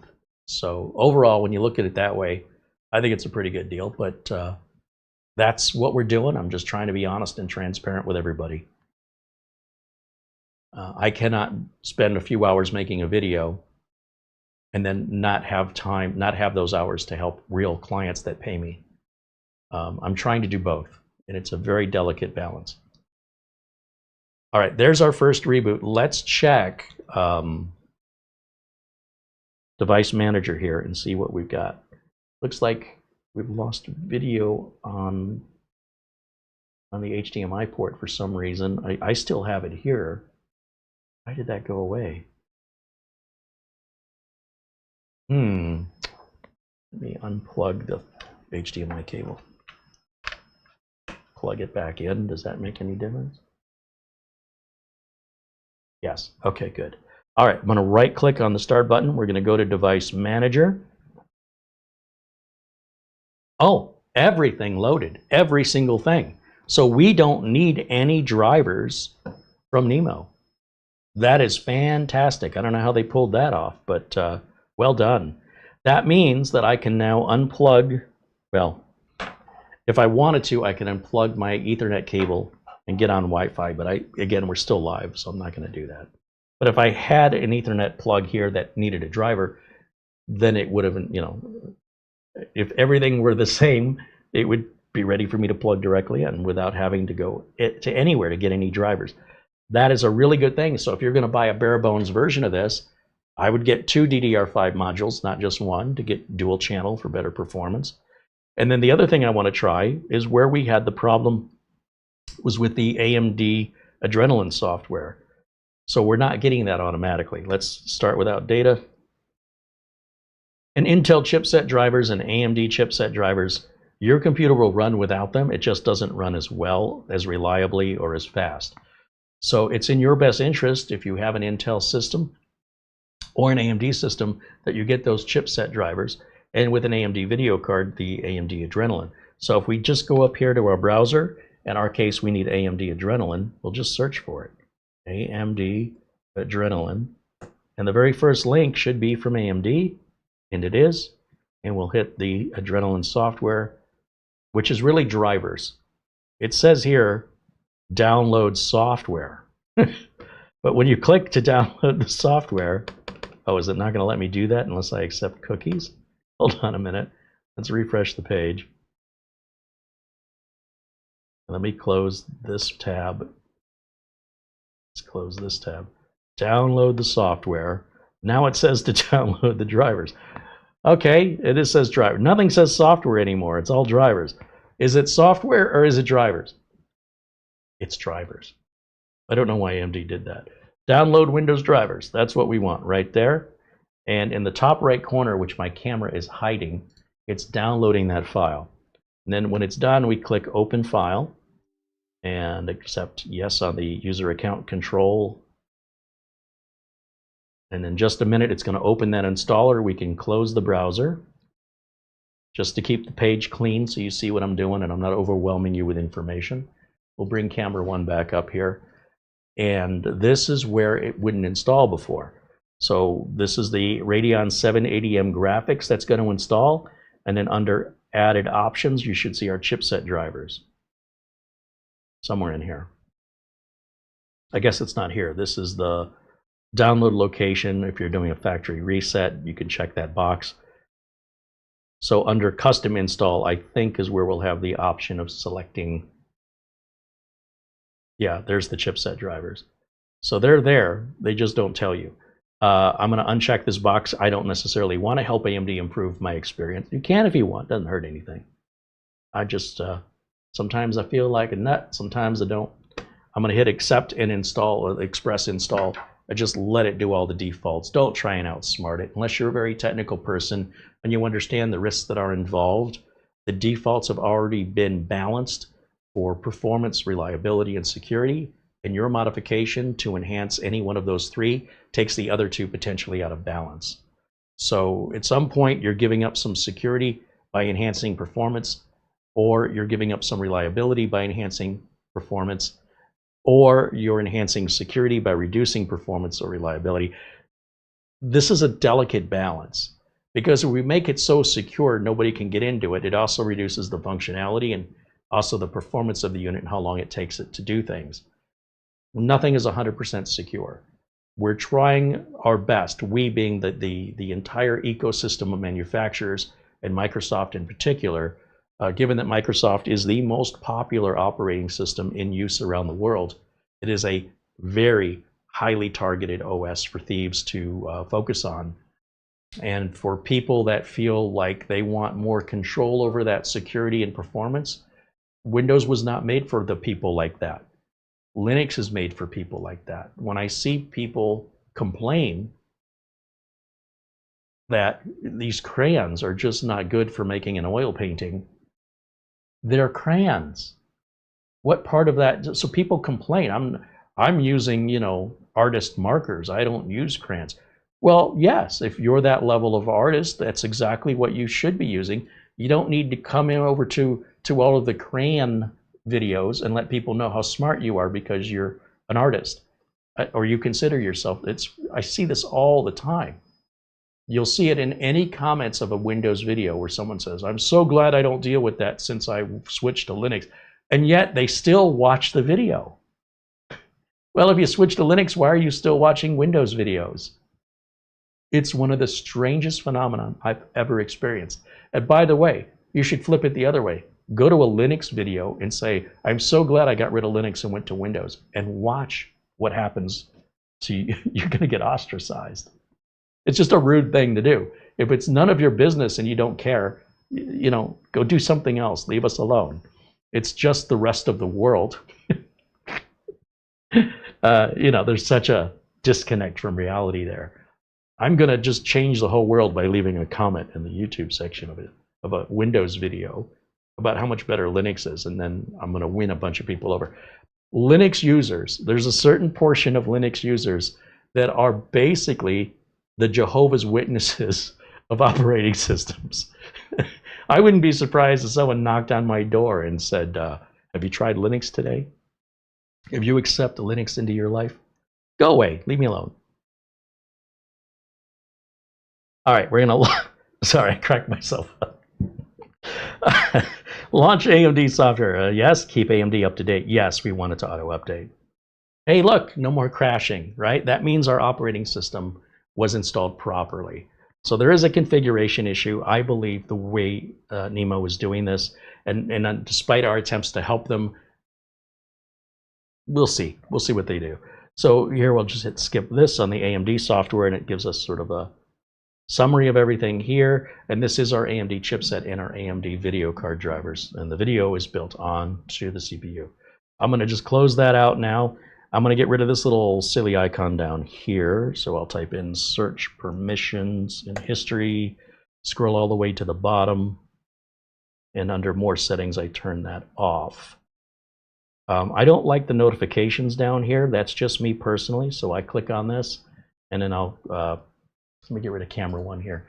And I'll click on, first I'll clear all this out, and then under notification settings, I just turn that off, just like that.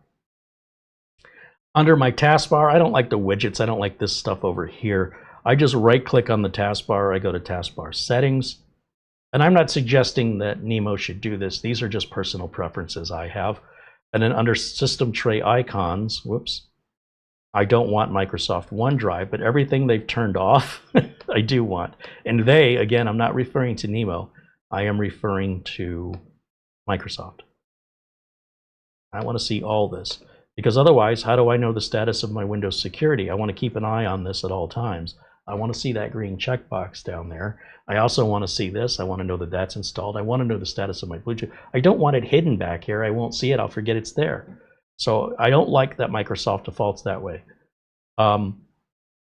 If I grab my utilities USB flash drive, we'll do the same thing we did before with regards to copying over everything you guys see me do, again, we're just doing everything the same here. So the same utilities for all the same reasons. So I'm going to grab VLC, and I'm going to grab my Windows 11 network fix, and I'm going to grab my Uncle Carey's Windows 10 optimizer, and I'm going to grab CPU-Z just so we can verify everything looks good. I'm going to go under PC testing software, and I'm going to grab Crystal Disk Mark. And I think that's all I need, I think. And with that, I'm going to just start by running my optimizer. And we hit apply. Now you're going to see a lot of access denied on this. It's just simply turning indexing off. And if those files are system files, it won't let us change them. Or they're in use, it won't let us change them. But it is actually changing them. It's just that we have to restart for that to take effect. That's nothing to be concerned about. That's just the way my tool is designed to run. And I don't run the tool from the flash drive. I always copy the tool to the desktop or to a local drive. Then I run my tool.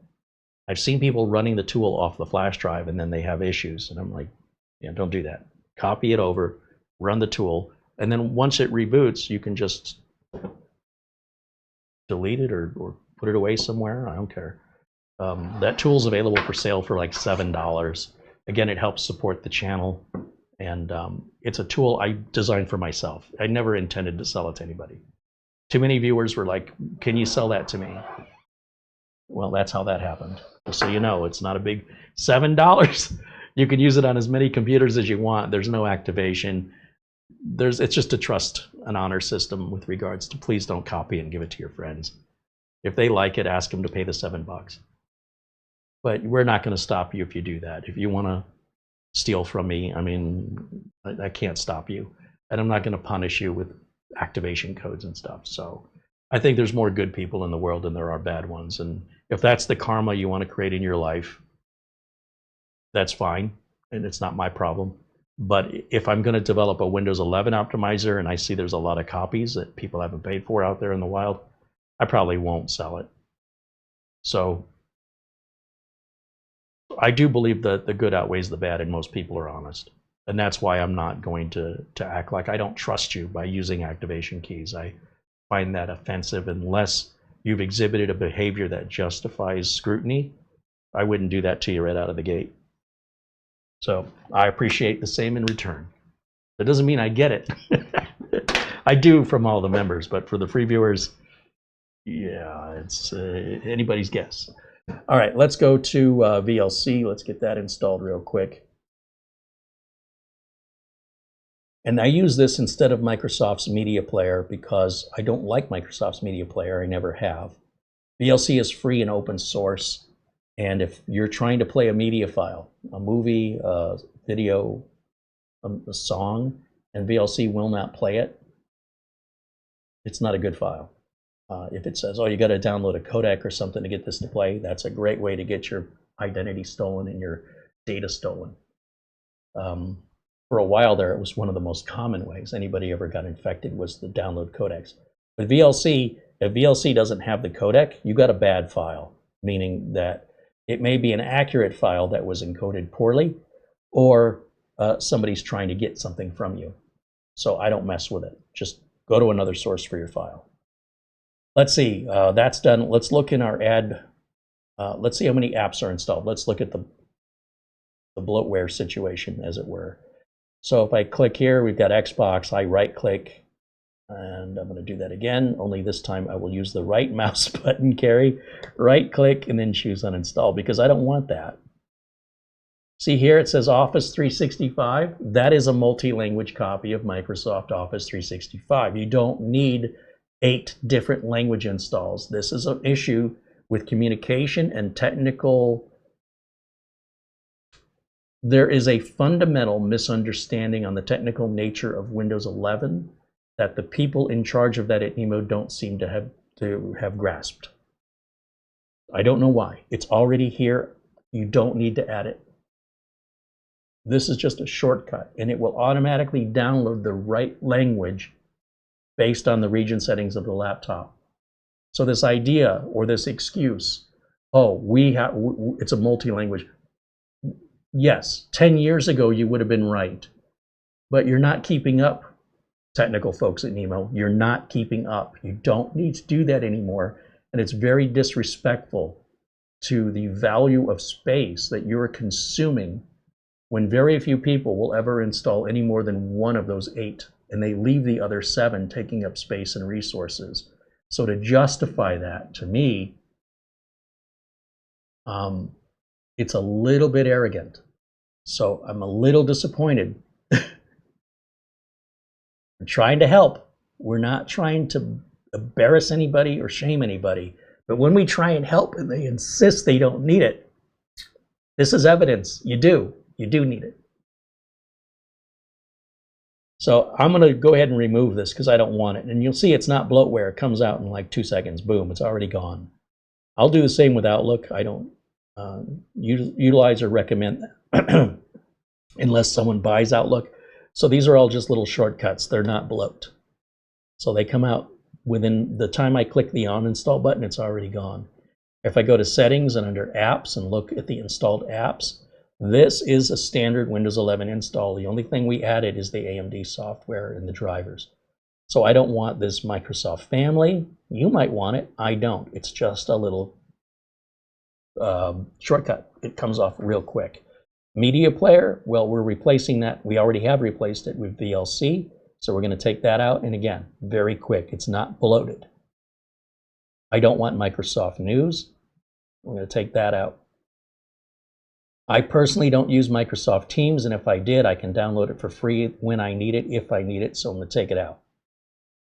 OneDrive, I would personally take out, but you know, that's not a normal thing I do for customers. I usually leave it in. You can download it for free if you were to remove it because you're not using it and later decide you want to. You can always add that at a later date. Just continue to scroll through here. Now, the remote desktop connection, that's normally a feature of Windows 11 Pro. I'm surprised to see that here on Home. Let me right-click and make sure we got Home installed. So let's go right-click on the Start button. We'll go to System. Yeah, that's weird. I don't know if Microsoft changed something.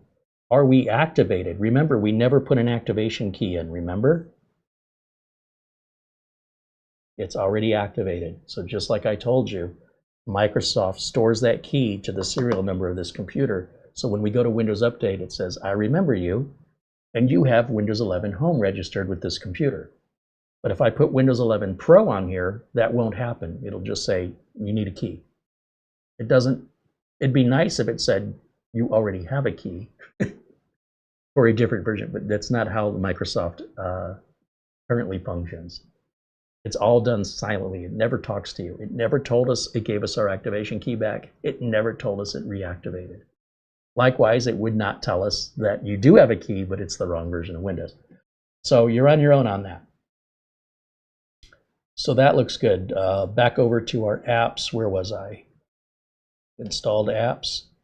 So I know if I take this remote desktop connection out, which is a security risk, I do not recommend leaving this in here. I'm going to have to restart the computer. So let me just continue on and uninstall anything else that doesn't need a reboot, like Xbox Live. I've never met anybody in my life that uses that. And any of this that we're taking out, we can always put back. If something changes and suddenly now we want it, it's reversible. I think, I'm just looking through one last time, this Bing cannot be uninstalled. It'll be shaded out. Yeah, you can't take that out. So why is it in there if you can't take it out? I don't care. That doesn't hurt anything. So we'll go over here to remote desktop connection, uninstall it, and it's going to say it wants to reboot. And it'll say it's doing some Windows updates or something that's involved with that uninstall of remote desktop connection. When the desktop comes back up, we're going to go back to Windows Update and check and see if we've got any other lingering updates. But that was a super easy reinstall. You don't need Nimo for any of that. We used a standard Windows 11 installer from Microsoft using the boot media we created with Rufus. Mark Leibowitz said, I used to remove Teams, but I've stopped because Microsoft keeps putting it back with every update. Oh, I know. I know. It's one of those things, if I see it, I take it out. If I don't see it, ignorance is bliss, you know. But you're right, it's endless. I've seen computers that had 3 different versions of Teams installed by default from Microsoft, and I'll take all 3 out, and at least that way, if it puts it back on, it only puts back on 1. At the end of the day, we're not using it, it's not loading, it's not hurting anything. It just bugs me to see it.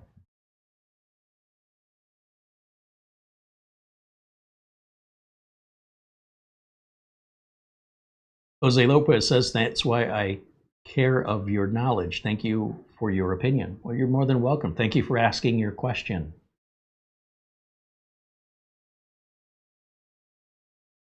And for being a member. Big Greenia says, no, it's Gary Tatum. Let me spread the word of Tux. Just thinking of Monty Python with the monks hitting their heads with a board. All right, let's go to Windows Update again. I'm sure there should be a couple more updates waiting for us. I don't need to see that. There we go. And that's really easy. See, all of the complaints I've got with this laptop primarily involve the technical side of the pre-installed operating system, which I believe is not optimized. And if they just leave a Windows install alone, leave it alone, I'd have a lot more respect for them. The idea that they think a default Windows install is not enough, that's what bothers me. And it would be great if they would do all the latest updates. That way they get all the drivers automatically, and then use that as their installer package on the factory. They're going to get Office 365 in whatever language they want it if you leave it alone. It's their company and they can do it any way they want. If you bought this bare bones and put your own RAM and SSD in there, you'd be putting your own OS anyway. So you're skirting right around that major issue. The second issue I have is they seem to be under the mistaken impression that that NVMe drive is capable of running faster than Kingston says by nearly 50%. That is an educational issue. They are misinformed once again. That is the slowest Generation 4 drive on the market. To the best of my knowledge, you cannot buy a slower one. And in fact, you can buy a Generation 3 drive that matches that speed.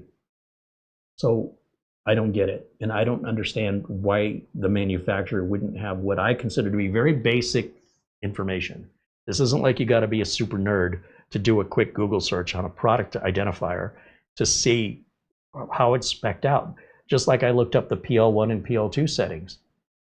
I mean, how lazy do you have to be that you can't be bothered as a manufacturer to just verify what your parts are instead of making assumptions and then writing emails to customers with wrong information? That is very disappointing. I expect it to be more professional. And we're going to give them this feedback. Again, it's not to embarrass them. It's to say, you guys are this close from being great. You're good. And the difference between great and good is that little bit extra that you're not doing.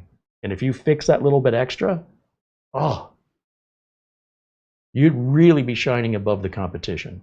Believe me, there are customers who will recognize and appreciate that. And those who don't often have friends who will tell them.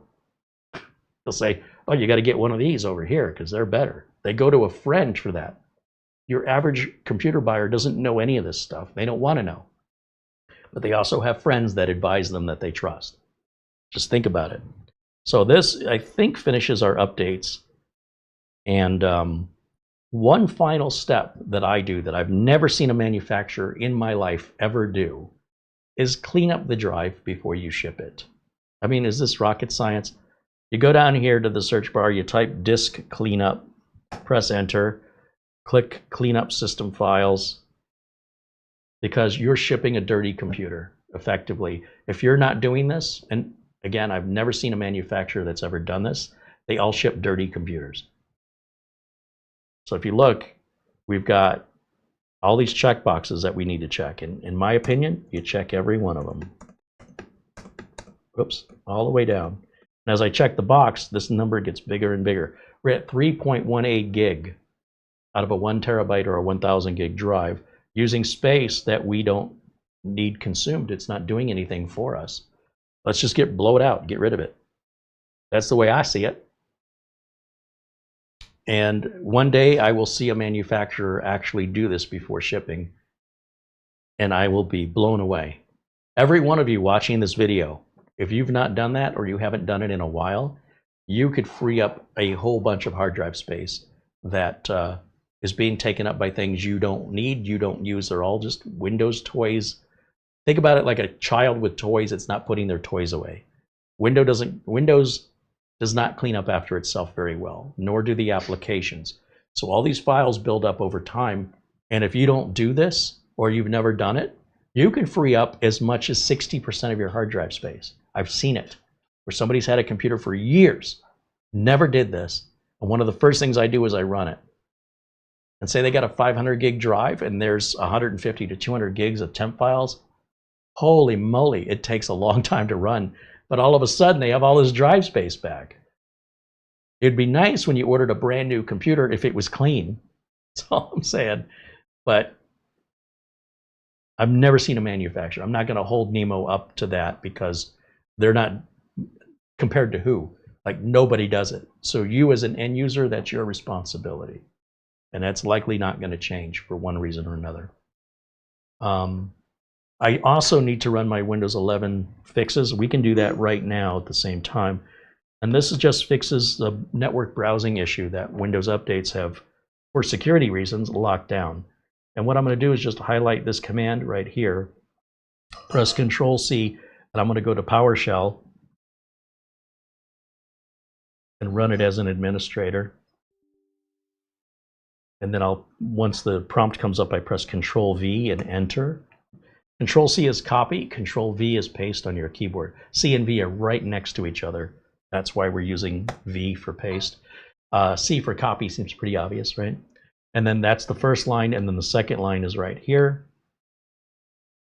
And we'll Control-C, back over to PowerShell, Control-V, Enter, yes, and I type exit. That's all I had to do, and then we'll close this out.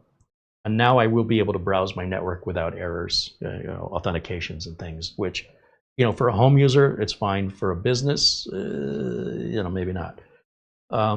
And again, we were still running disk cleanup. Where did it go?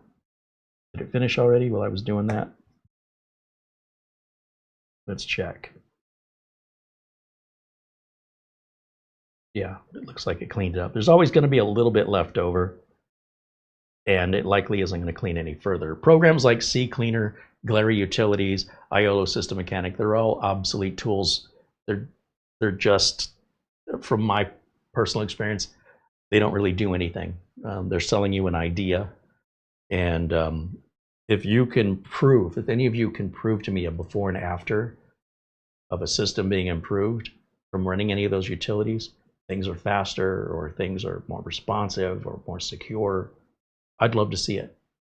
There's a reason why there's no video that exists like that. Can't be done. They're happy to take your money and make you feel good, but it's your money. I don't need VLC on here anymore since I installed it, so I'll delete that. And if we look at Crystal Disk Mark, I want to show you that it's not the install of Windows that was the problem. It's the actual limitation of the drive Nimo has decided to use. So I'll just very quickly do a read and write test, just those two top sequentials, because that shows us the best performance this drive can do under ideal conditions. And you'll see at 3659, we're at Gen 3 speeds there. That's really, really slow. You could not get any slower than that and call yourself Gen 4. That's where Gen 4 starts, and it doubles. It goes from 3600 up to 7300. I expect to be in the middle somewhere around 5000. Most mini computers are pre-built machines. Manufacturers go right down the middle. Even the write speeds, they're slower than Gen 3. A Samsung 970 EVO writes faster than that Gen 3 drive.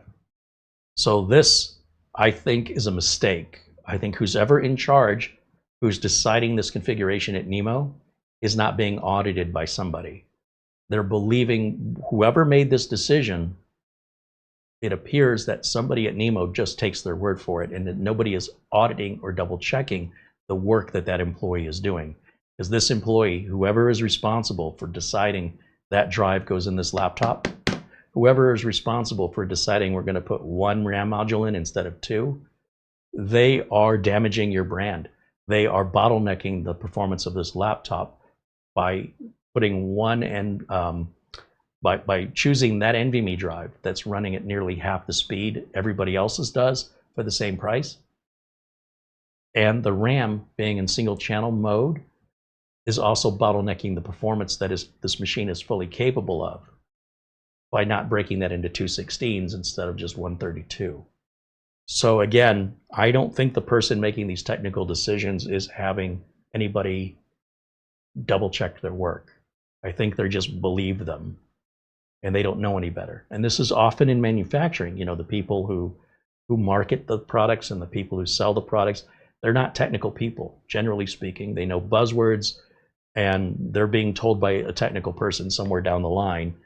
And that technical person appears to have no auditor. So if there was an auditor, one would catch the other one's mistakes. You understand? Like if I don't have anybody double checking my work, if you guys don't let me know when I make a mistake, how do I know I've made a mistake? So I think that's what's happening here. And by doing that, you save money. It's another employee you're not paying for, but you're not getting the best product, in my opinion. And so let's go down here. The other thing is I will use PC Manager from Microsoft instead of CCleaner, instead of Glary Utilities.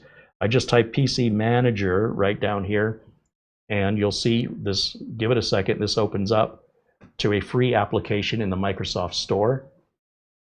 And I just download that. It's coming from Microsoft. It opens up the Microsoft Store. I'm still not logged in to Microsoft. Hit the Get button, and again, we'll say yes for the user account control. I can close the browser out now because we're done with that. And in just a minute, it downloads and installs this application. And I open the application, and again, I can now close that window because we're done with it. And now we have the PC Manager. I always uncheck the box to restore default settings because it'll change your search engine and default browser. But automatically start it when Windows starts. Yes, please. Get started. And I do three things. I'm going to turn on Smart Boost by just turning that on. And Smart Boost will automatically boost your computer when there's high usage of RAM or there's over 1 gig of temporary files. I click Home and I hit the Boost button, and you'll see our memory usage and our temporary files will go back to basically minimal because we are still using some. And then I go to Disk Cleanup and I hit Proceed, and that cleans up another 150 megs that our disk cleanup didn't get. The other thing I like to do is I like to remind myself that I've installed it, but it's being hidden right now back here. I don't want that hidden, so I'm going to right-click, go to Taskbar Settings, and go to Other System Tray Icons. Scroll down to PC Manager, MS PC Manager, and turn that on so I can see it.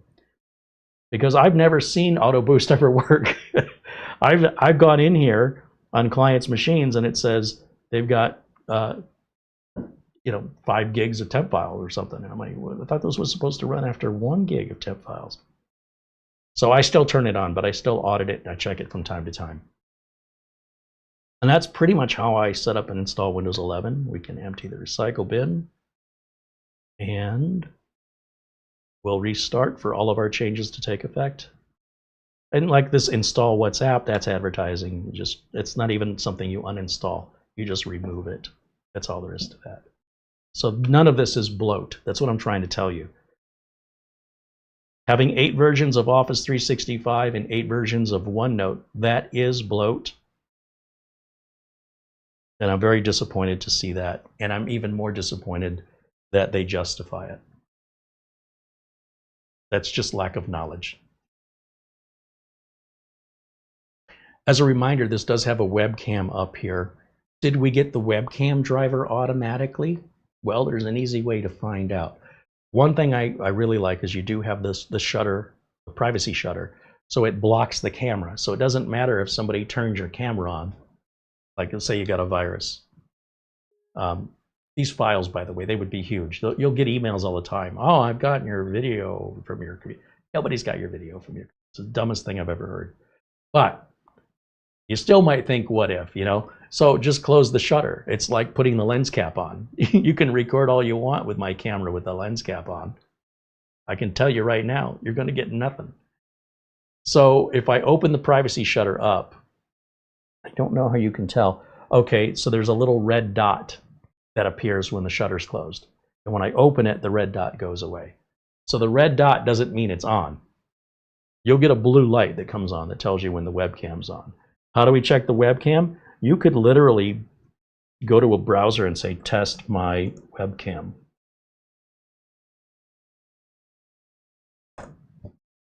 And here's a website called webcamtest.com. Click on that. It says, I'm detecting, waiting for your permission. Hold on a minute. There we go. Webcam was detected. Click here to allow access to webcam identifiers. And we have to allow it here. Again, this is all security. And in just a moment, it says it's detecting, camera was detected. Click test my webcam. And here I am. And now I'm on the built-in camera right here. It's actually a much better camera than we saw on the, yeah, this picture quality and lighting is much better than the other Nimo. But that was a bench, an entry-level machine versus this is more mid-range. There we go.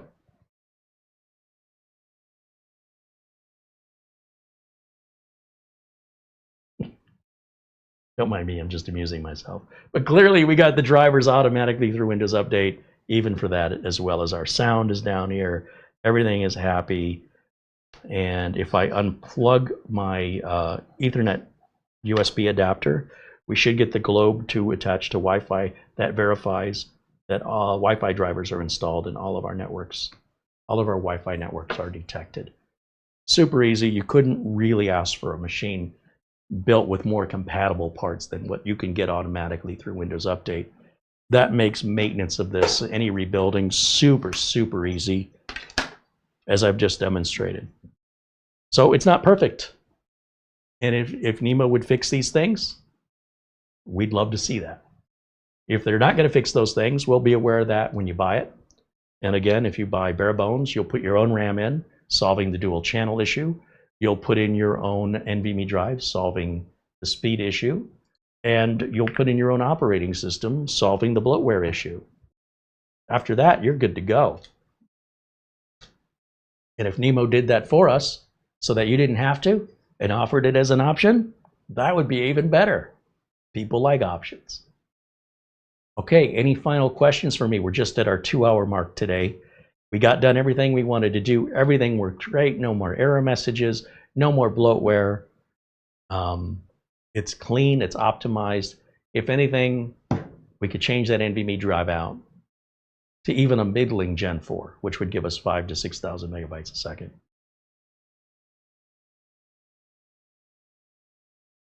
Eugene Odago says, where can I get the desktop background on the Nimo?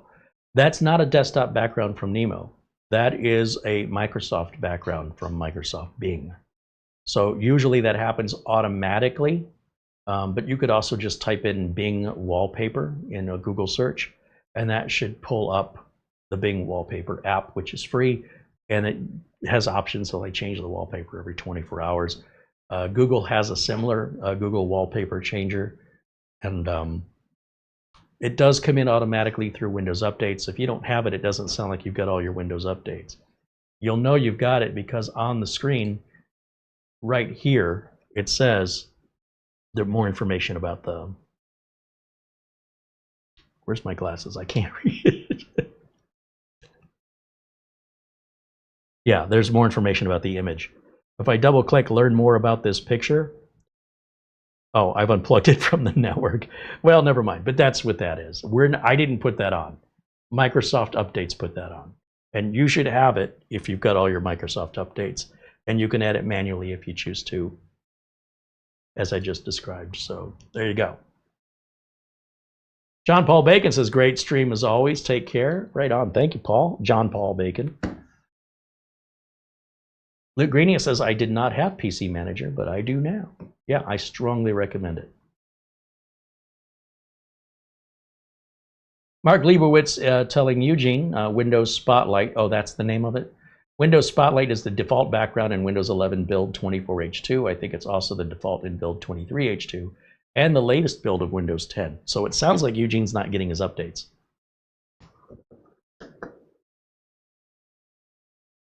Mark Leibowitz said, I have it on good authority that Glary Utilities is a highly beneficial program, especially to Mr. Glary's bank account. I guess it depends which side of the fence you're on there, right? You're not wrong. Andy says PC Manager is good also. PC Manager is the only one that's good as far as I'm concerned, unless you're referring to the disk cleanup. I don't replace one with the other. I do them both. But the PC Manager is quick and dirty, and the disk cleanup takes a bit more time, especially if it hasn't been done in a while. So I use them both, but usually I'll do, it's so fast and easy. Anytime I log into a client's computer and it's installed, I just quickly boost it and do the disk deep cleanup real quick. If I'm still experiencing some slowness or other issues, then I'll do the disk cleanup. Or if I haven't done the disk cleanup in like 6 months or longer, I'll do it just to do it.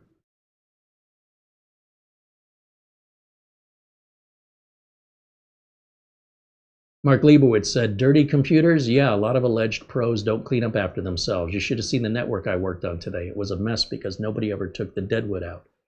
Yeah, so deadwood, he's referring to, you know, potentially previous old networking cables nobody could be bothered to pull out of the wall and throw away. Old networking equipment that's unplugged, but nobody bothered to take it out of the rack or get rid of it because it's cluttering the network closet. Or it's settings and applications that they no longer use that are still running as services or even protocols on the network that's creating network traffic.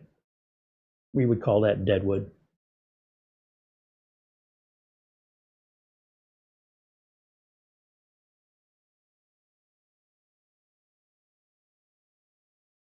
Frank Jimmy mentions the Rufus USB installer recognized in BIOS, but it would not boot the client's computer. They were in a rush. That's the problem.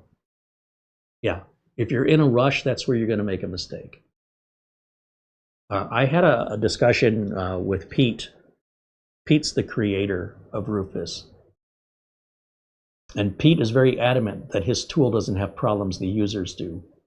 And I kind of questioned him on it, only to find out that I did make a mistake, and he was right. Pete is in Ireland, and I invited him to come on the show and talk about, you know, why did he create Rufus, and, you know, what's the biggest frustration with the end users that they don't understand, and why not make Rufus a little more bulletproof? And he has not responded, so I'm going to take that as he's not interested. But boy, that would be a fun interview to have.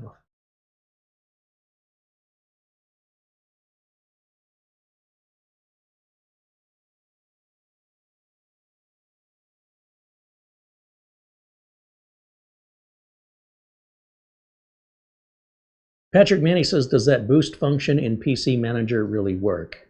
I don't know what you mean, does it really work? Didn't you just watch it work? Oh, we just got a brand new Triku mini PC delivered. Oh, I guess we're going to have some content for next week. We have a Paladin waiting on a review, Paladin mini PC. Oh, it's a Triku also. Oh, that's Triku as well? Triku. Isn't Triku Paladin? We have the W4 and the WR6. Isn't that the same company? Okay. I saw a new brand today. Let me just show you. Let me show you what I saw. Let me go to Amazon. Oops. What did I do? F11? I didn't mean to go full screen on that. Let me go to Amazon. And let's go to screen capture here. Right here. And what we're looking for is a brand called Alibaba.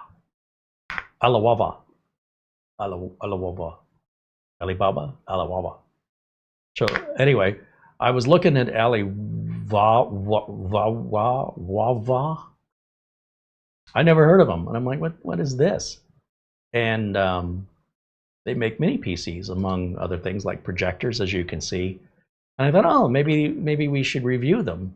But then I saw it's 11 years old. It's essentially not 11. It's a Gen 11 that's like 4 years old. And I thought, well, maybe because it's that old, it'll be cheaper. Nope. And I don't mean that the computer is 4 years old. I mean that the technology inside of it is 4 years old. Or, I don't know, when did the 11390H come out? I guess it may not be that old. 11390H release date. When did that come out? Oh, 4 years ago.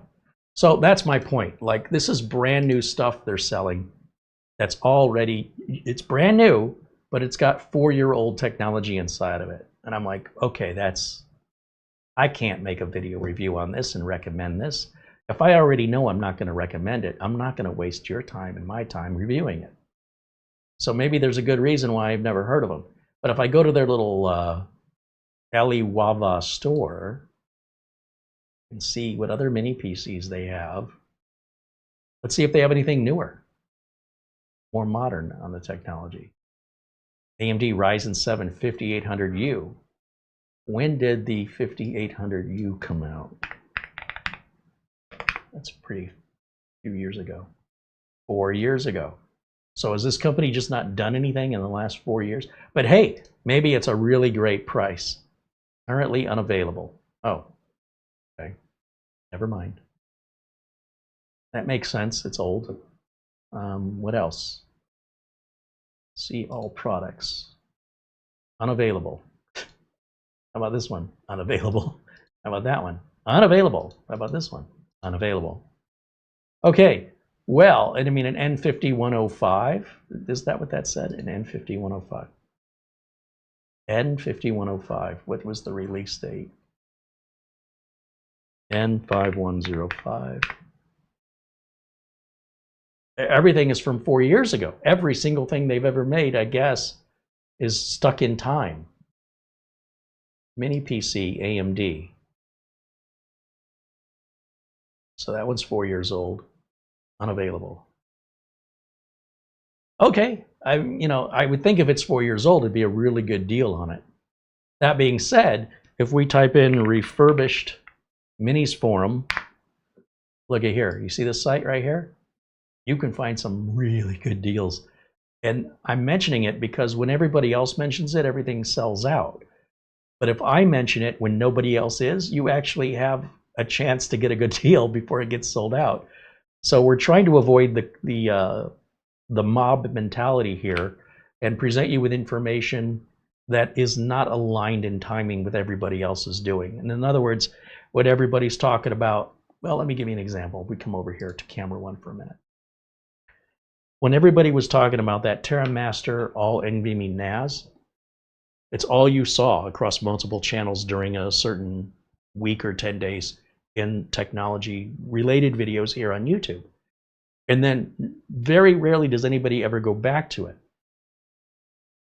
Well, I got a video coming up next week where I'm going back to it. And it's important. It's great that you got introduced to it. But how has it been going with it? Is it still working today? And if not, what happened? Why don't we see more videos from tech reviewers? Because they only want to generally showcase the latest and greatest. They want to be the first. And that doesn't leave any time and potentially any sponsorship money to go backwards to look at how something has aged or what it's been like to live with. Some channels do it, but it's rare. So like the mini ITX case from G-Skill that we're finishing up tomorrow, I hope. I mean, we're definitely doing it tomorrow. Whether or not it gets finished, we'll see. It should be finished, though. I think I have everything I need to finish it. That case has got reviews 3 years ago and almost nothing since then. So everybody all reviewed it at the same time because that's when the company sent demos out and you get the demo for free or you might get paid to make the review and then nobody ever goes back and revisits it. Well, it's cheaper now. If you want good deals on hardware and computer technology, stop buying the latest and greatest. The latest and greatest also has problems. Oftentimes those problems get worked out in time with BIOS updates and software updates. So not only does the product cost a lot, it generally, if it's a first generation product, needs some polishing. That takes time. If you wait for the time, so let's say a year, and then get that NAS that came out a year ago, it'll be cheaper, easier to get one that won't be all sold out. And it'll have software updates already applied, so you don't go through all the trouble all the people who paid more suffered with so they could be first. I don't get it. So on this channel, we are revisiting how things are aging. I still have the original, very first mini PC I've ever done. April 13th of 2013, I did the review of the Intel NUC i3 mini PC. I spent about $800 for it, and it did not include a power cable. It still works great. There's no problems. It's never needed a repair. The fan, you know, is still the original fan. It's all original parts. It never even needed a reinstall. I upgraded it from Windows 10 to Windows 11. I don't think it was Windows 11 compatible. I can't remember. But it was getting a little slow for the way it was being used. It was, you know, modern software is becoming more resource intensive. And so it was upgraded to another mini PC, another NUC 12th gen. That's being used every day to replace it. But I could take that thing out and boot it up. It still boots in under 30 seconds. It's great. But you can't buy them anymore. So what good is a long-term review for a product you can't buy anymore? Well, you could say, if you want to buy another Intel NUC, they're probably built with the same quality. But Intel doesn't make the NUC anymore. So you can't go too long on your reviews. That's all I'm saying. You know what I mean? Like, you could probably get, for all the people complaining about the Synology 925, the hard drive restrictions have been in place for years. Like if I tried to put a desktop hard drive into a Synology 918, it'll tell me this drive is not compatible. The difference is you used to be able to click OK and accept responsibility. Now they won't even let you. Well, then they tighten those drive restrictions down on the 923, and they said it's got to be these drives we've tested, which were Seagate and Western Digital, Toshiba, and Synology. And then on the 925, they took away everybody but Synology that were previously on the compatibility list. So when I show the GitHub page that shows how to work around this with a script to put the old hard drive compatibility list back on, people go, well, what happens if it patches it?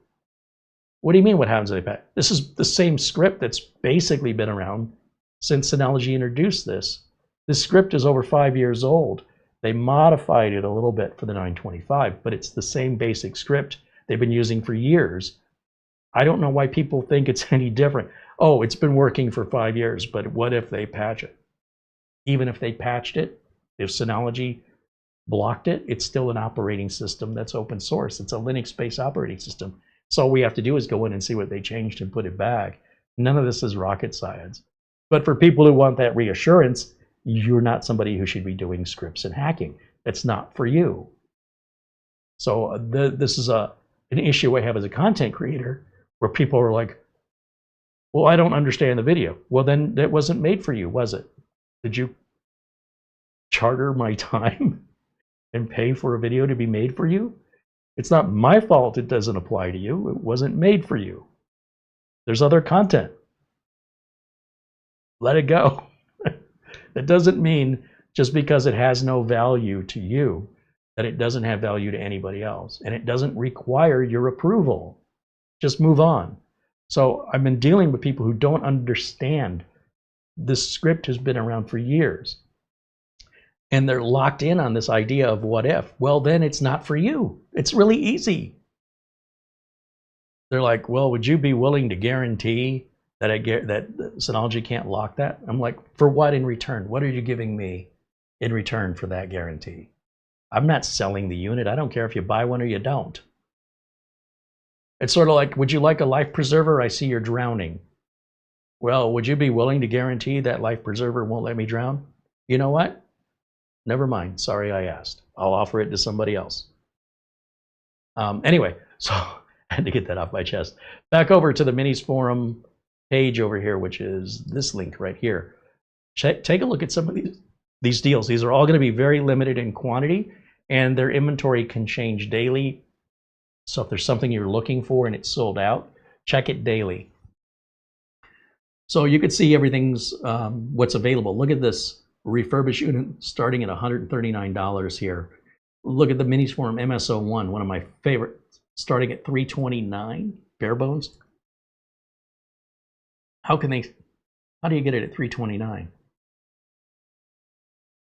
Oh, if it's a 12600.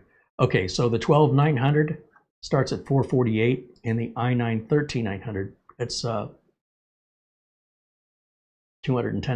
Oh, that's sold out. Never mind. This is the only one they have available, bare bones. That's a 12900. You put your own RAM, your own storage, and your own OS in there, and you're getting that for $450. Just to give you an idea, price how much the processor, motherboard, and cooler are on a traditional desktop processor of a 12900. Here, let's do it together. Let's look at Amazon. Ha! Try that again, Carey. So a 12900, it wouldn't be the H, right? Just a regular 12900 CPU. Comes with a cooler, by the way. You're at $259 right there. Okay, and how much was Minisform selling this for with the case, the power supply?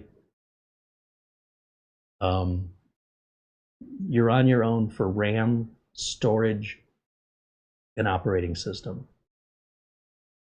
$448 gets you the case and power supply, the CPU, the cooler, Wi-Fi, Bluetooth. Yeah, you can see what a deal this is, right? And if you don't want to put your own RAM and storage, you can buy it with 32 gigs and 1 terabyte already in there for $591. Now, if you wanted to buy that brand new, you'd be paying $709. And sometimes they even have added coupons. Like here, it says deal 25, $25 off. For these changes, I've seen deal 30, I've seen deal 50. You just have to, keep looking. And when you're looking, when nobody's talking about it, you won't be facing as much competition. And like I said, this inventory changes regularly. Everything's warranted, so it's not sold as is or anything like that. Like this one here, the HX, which one is this? This is the Ryzen 9 6900HX with the 6600M GPU. Refurbished units exclude the stand, so you won't be able to put it on the stand. That's a big heavy metal stand, by the way. It's proprietary, so that's unfortunate, but it's also nearly $1,000 off. And that with 64 gigs of RAM and a 1 terabyte SSD, ready to rock and roll right out of the box. And your warranty on it, let's see.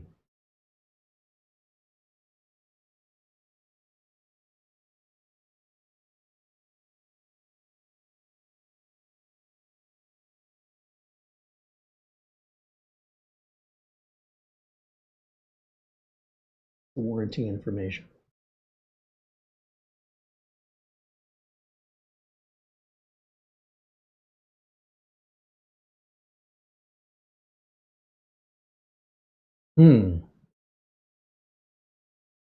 Complete with accessories. Okay, yada yada yada.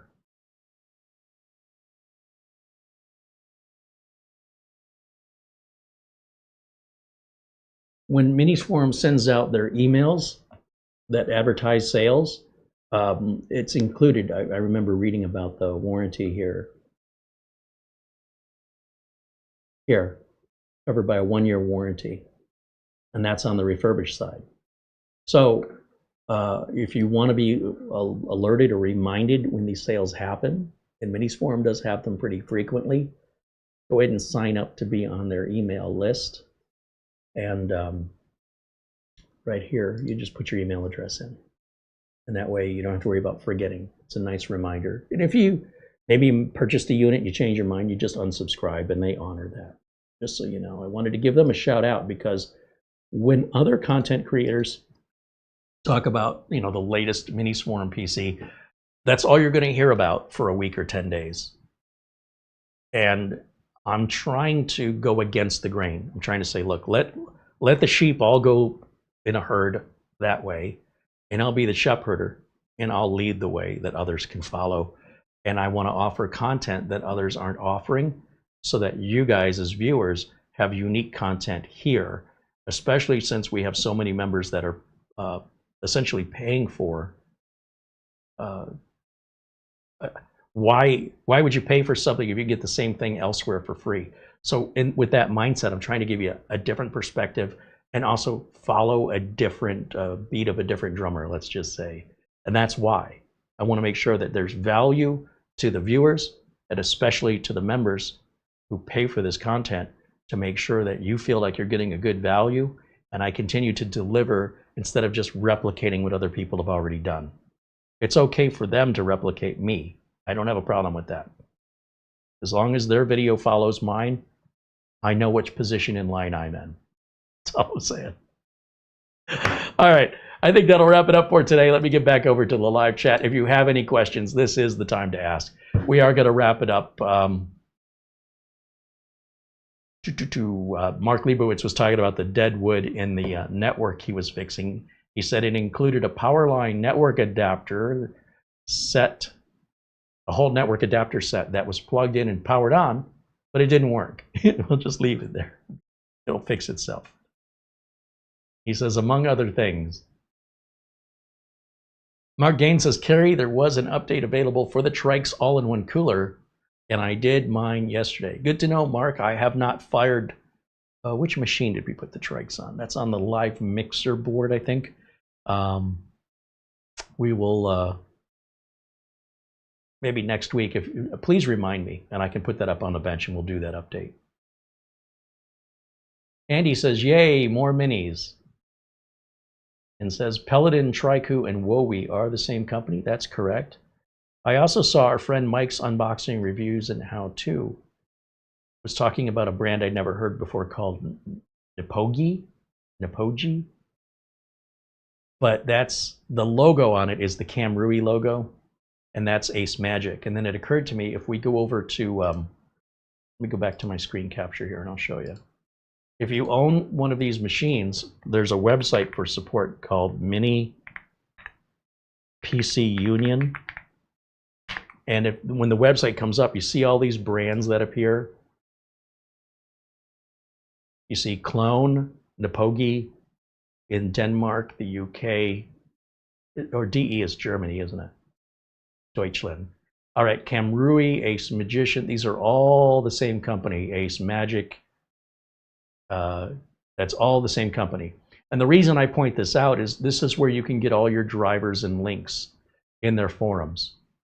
So if you scroll down to the forums, you'll see people asking questions, and you'll see different models, and this is how they're doing their support, which you wouldn't know unless somebody told you. But it's a great resource if you have one of those computers, and if you're having a problem with it, it's a great place to start rather than traditional tech support. Come in here and say, hey, I'm having a problem, and then let people respond. This Barry777 guy appears to be in charge.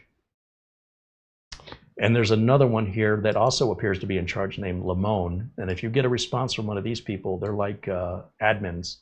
And I do believe they work for the parent company. Everybody else, surprisingly, Dragon Poo is an end user. What a shock. So it's a great resource if you have one of those brands. And again, what drew my attention is my first thought was, Mike's Unboxing is doing a brand of mini PC called what? And I saw the logo and I said, oh, that's the Cam Rui logo. Then I was like, wait a minute. I remember seeing Nipogi on the Minis forum page, and there it is.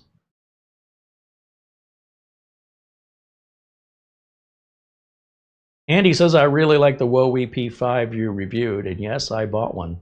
Hey, I mean, it's a cheap plastic case, but it's a very inexpensive, very affordable computer. It does the job. I mean, it doesn't have to be a metal case that looks like a Mac Mini with polished aluminum that blocks your Wi-Fi signal, right? That's value. Gary Tatum says, maybe that Aliwawa company sold out of all their mini PCs 4 years ago. Well, no, because we saw some there on the Amazon site. We saw at least 2 that were very overpriced, in my opinion, that are brand new with 4-year-old technology inside of them. So I don't know what's going on with that. Eugene says, thank you, Sue. You're always a gentleman. Well, thank you. I return the gentleman attitude when I receive a gentleman attitude. So it goes both ways. I thank you as well.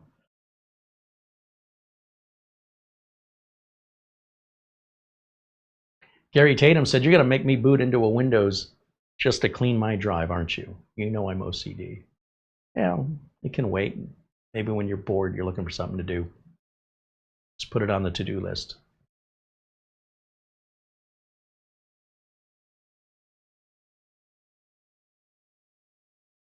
I think that wraps us up for today. A shout out and a thank you once again for the PayPal from our friend Luke Greenia. Also to our friend Buster and Mark Gaines for your contributions. And Ben Laird, of course, thank you for your contribution as well. And for the super chats we received today, thank you to LRCX who renewed his membership. Thank you, Larry. Jose Lopez and Mark Gaines also contributed super chats. Thank you guys again for supporting this channel so we don't have to be a corporate spokespiece. Tomorrow, yes, we're going to pick up with part 3. And there's been some updates off camera with regards to my communication with ES Gaming. That's the power supply that did not work. I'll tell you about my conversation with them and how that happened. We have a replacement power supply fulfilled by Amazon. And then I ordered an Apevia power supply just in case we still have a problem. That's why I said I hope we can finish the build tomorrow. I think I've got everything I need now, including a backup power supply from a different manufacturer that I hope I don't need. And I'll tell you what happened with ES Gaming in our conversation, and you can make of that what you will. So I hope you'll join me tomorrow, the 4th of July, 2025, at the usual start time, 1 p.m. That's going to wrap it up for me for today. Thanks to Mara, of course, for doing all the work she does today's thumbnail, assisting us in communication with Nimo, and with you guys as well. If you ever want to reach out to us, our email address right here, showcasecreate@gmail.com. That's the best way to reach us. And if you don't receive a response within 24 hours, it's either in your spam folder or you have not typed the email correctly, just so you know. We're always happy to hear from you guys. So if you have any questions or just want to say hi, that's how you can reach us. And also to our friends at SCD Keys. They're the folks that I use to buy my Windows and Office license keys at a discount, but knowing I'm getting legal, legitimate license keys that have support so the company doesn't ghost us after the sale. They stand behind the product. So for up to 6 months after the sale, if you have any problems, they're there. If you have any problems, let them know and give them a chance to fix it. It's highly unlikely you're going to have any issues with these folks. I've been working with them for a couple of years now. But if you do, you let me know, and I'll make sure it gets resolved. I think we've had to step in 2 or 3 times in the last 2 or 3 years, and it's often a user misunderstanding. 2 times it was a user misunderstanding, and 1 time it was an SCD key error. And once their communication was resolved, so both sides understood, solved. Worst case scenario, I will personally give you your money back. That's how confident I am in them. So who else does that as a content creator? I'm not selling it. I'm not profiting off of you buying it. They are. But that's how confident I am. I would not recommend anything to you as my viewers that I would not recommend to my real life customers where my reputation and integrity are on the line. I don't think there's a lot of content creators that have that much confidence in who they're endorsing. And if there are any, I praise them. You let me know if you meet one. In the meantime, that's going to wrap it up for me for today. I look forward to seeing you all again tomorrow. And until next time, bye for now.